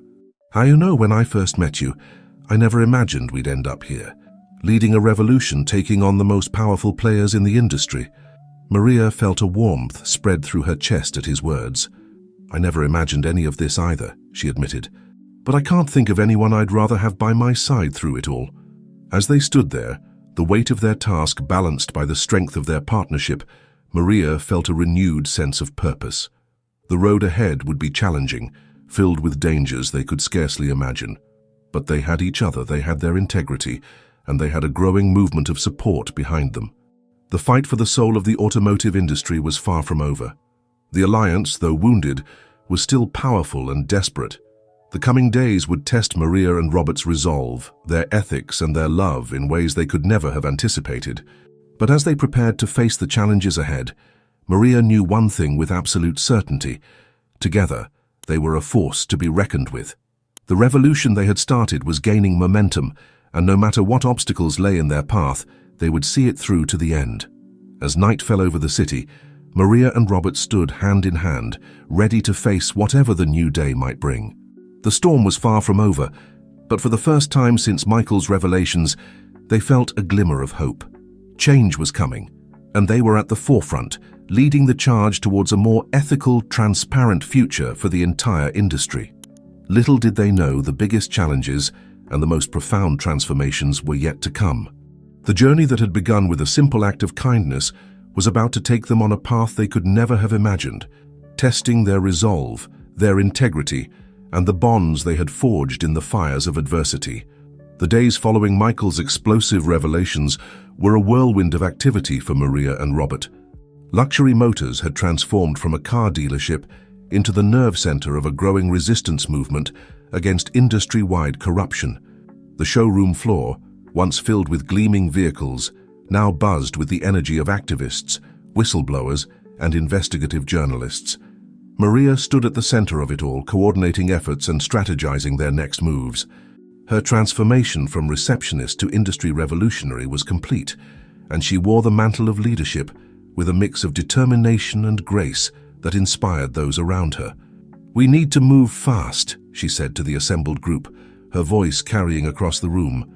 "The alliance may be on the back foot, but they're far from defeated. Our window of opportunity is narrow." Robert nodded in agreement, adding, "Our first priority is to secure and verify all the evidence we've gathered. We can't afford any weak links in our case." As the team dispersed to their tasks, Maria felt a familiar presence at her side. She turned to find James Harper, looking older and more careworn than she had ever seen him. "Maria," he said, his voice low, "we need to talk, privately." In the quiet of her office, James revealed the true extent of his involvement in the industry's darker dealings. "I'm not innocent in all this," he admitted, his shoulders sagging with the weight of his confession. "For years I turned a blind eye to practices I knew were wrong. I told myself it was just business, that everyone did it. But seeing what you and Robert have accomplished, I can't stay silent anymore." Maria listened, her heart heavy but her resolve strengthened. James's confession was both a blow and a validation of their fight. "Thank you for your honesty, James," she said finally. "We'll need your insights if we're going to dismantle this system." As James left, visibly relieved by his unburdening, Robert entered. His face was grim. "We've got trouble," he said without preamble. "Our sources in the Regulatory Commission say the Alliance is making moves to freeze our assets. They're trying to cut off our funding." Maria's mind raced, considering their options. "We knew they'd play dirty. We need to get creative with our resources. Call in every favor, every contact we have. It's time to see who our real allies are." The next few days were a test of endurance and ingenuity. As the Alliance tightened the financial noose, Maria and Robert worked tirelessly to keep their operation afloat. They reached out to sympathetic investors, set up encrypted crowdfunding platforms, and leveraged their growing public support to put pressure on lawmakers. But for every step forward, it seemed the Alliance had a countermove. Smear campaigns against their allies intensified. Whistleblowers faced threats and intimidation. The media, initially eager for the story, began to waver under pressure from powerful advertisers. It was during this tense period that Maria received an unexpected visitor. Brad, the once arrogant salesman she had worked with at Luxury Motors, arrived at the office looking sheepish and determined. "I know I've been a jerk," he said, meeting Maria's gaze, "but what you're doing here, it's important. I want to help. I've got information about some of the dealerships in the Alliance network, shady practices I was part of, and, well, I'm ready to come clean." Maria felt a mix of emotions: surprise, cautious hope, and a touch of pride in how far they'd come. Brad's transformation was a testament to the change they were fighting for. As they integrated Brad's information into their growing body of evidence, a new challenge emerged. The Alliance, growing desperate, had begun to target the families of those involved in the resistance. Maria received word that her mother's care facility was facing sudden, unexplained financial audits. The pressure was taking its toll on everyone, but perhaps most visibly on Robert. Maria found him late one night, slumped over his desk, the strain of their fight etched deeply on his face. "Robert," she said softly, placing a hand on his shoulder, "we need to talk." He looked up, his eyes bloodshot from lack of sleep. "What is it? Has something else gone wrong?" Maria shook her head, pulling up a chair beside him. "It's not about the case. It's about us.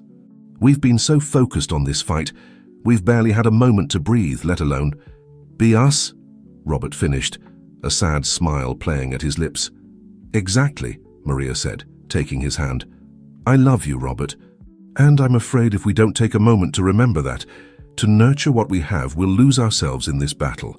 Robert's expression softened, the tension in his shoulders easing slightly.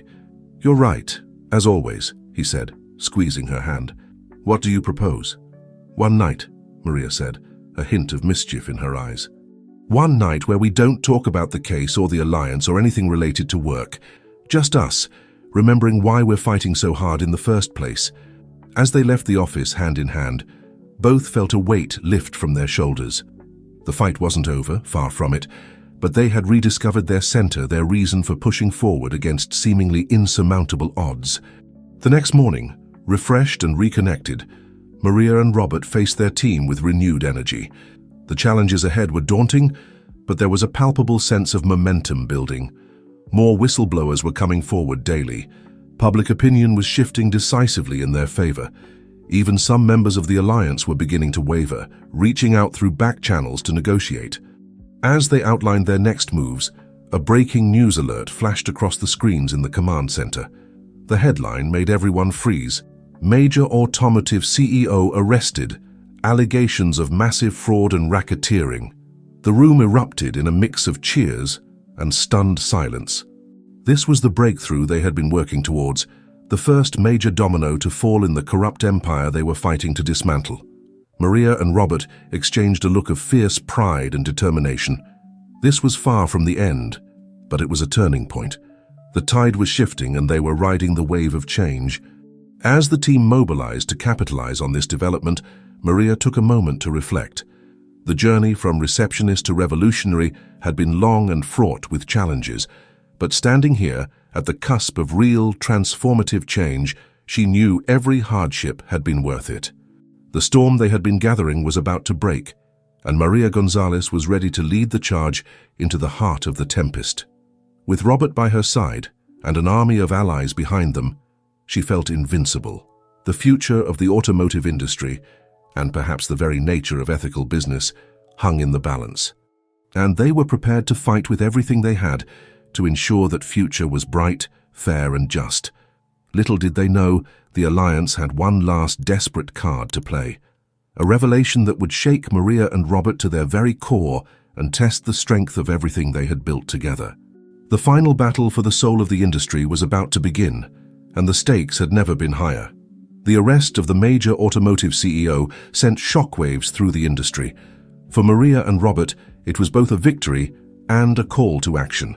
They knew the Alliance would be desperate now, willing to take extreme measures to protect what remained of their power. As dawn broke over the city, Maria stood at the window of their makeshift command center, watching the world below come to life. The calm before the storm, she thought, knowing that the day ahead would likely change everything. "Are you ready for this?" Robert's voice came from behind her, a mix of concern and determination in his tone. Maria turned, meeting his gaze with a fierce resolve. "As ready as I'll ever be. Whatever happens today, we face it together." Their moment of connection was interrupted by a flurry of activity as their team burst into the room. "We've got movement," Jennifer announced, her fingers flying over a keyboard. "Multiple reports coming in. The Alliance is making their move." What unfolded over the next few hours was a coordinated assault unlike anything they had faced before. Lawsuits were filed simultaneously in multiple jurisdictions, seeking to tie up their resources in legal battles. Media outlets sympathetic to the Alliance began running stories, questioning the legality of their investigation methods. And most alarmingly, reports began to surface of data breaches at key government agencies involved in the case. "They're trying to invalidate our evidence," Robert said, his voice tight with frustration. "If they can cast doubt on how we obtained the information, then the whole case could fall apart," Maria finished, her mind racing. "We need to get ahead of this." Now, as they mobilized their team to counter each threat, Maria couldn't shake a feeling of unease. Something about the Alliance's strategy felt off, like they were missing a crucial piece of the puzzle. Her instincts proved correct when Michael burst into the room, his face pale with shock. "You're not going to believe this," he said, handing over a tablet. "It just leaked online." Maria's heart sank as she read the document displayed on the screen.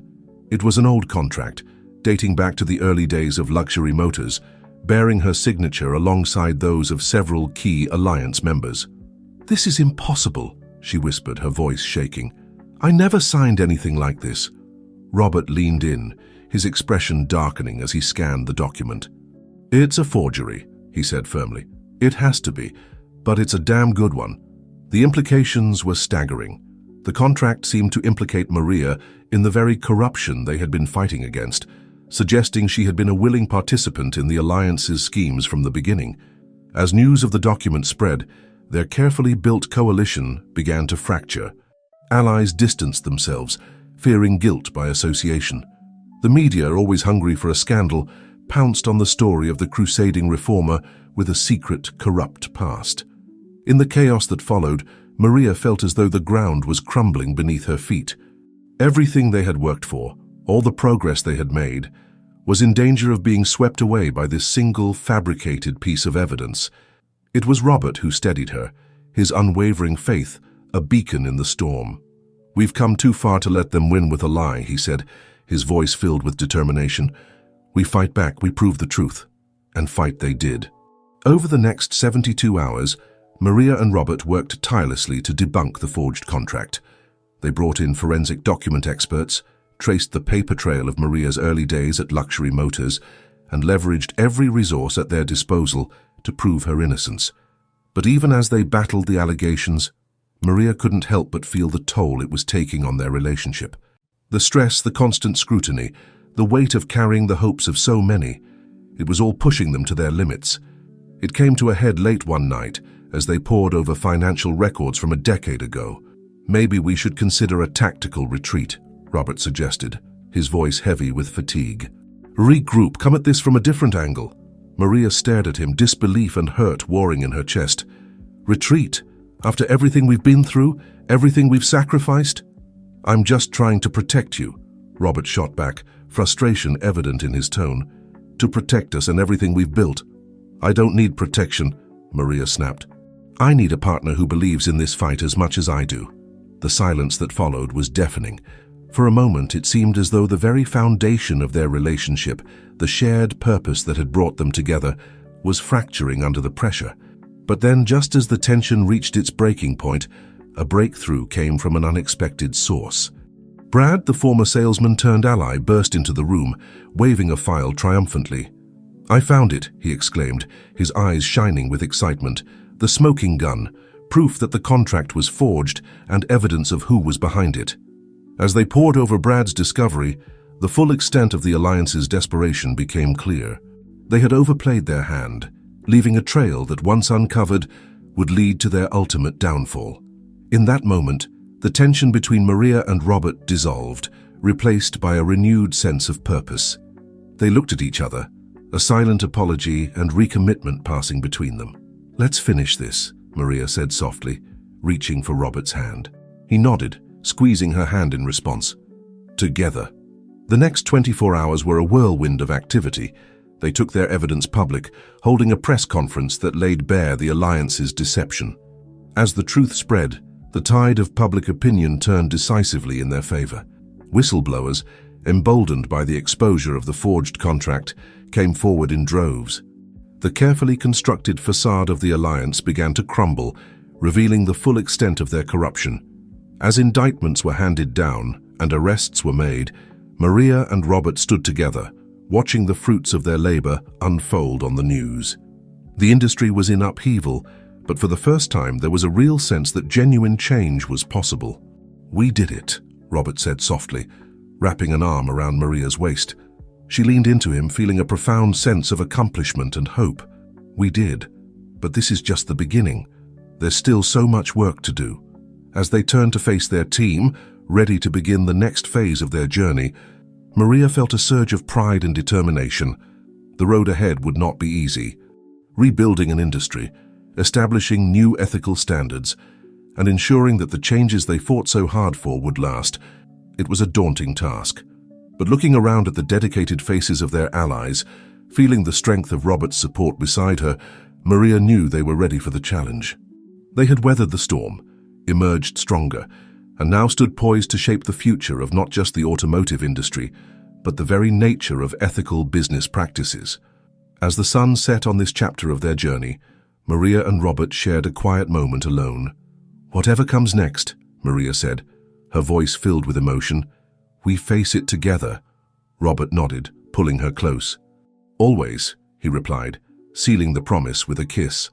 The revolution they had started was far from over, but its success was no longer in doubt. Maria Gonzalez, once an overlooked receptionist, had become the catalyst for change in an entire industry. And with Robert by her side, she was ready to lead the charge into a new era of transparency, ethics, and genuine value for all. As they stepped out into the evening air, hand in hand, the future stretched before them, bright with possibility. The storm had passed, and though challenges remained, Maria and Robert were ready to face them, together, stronger than ever.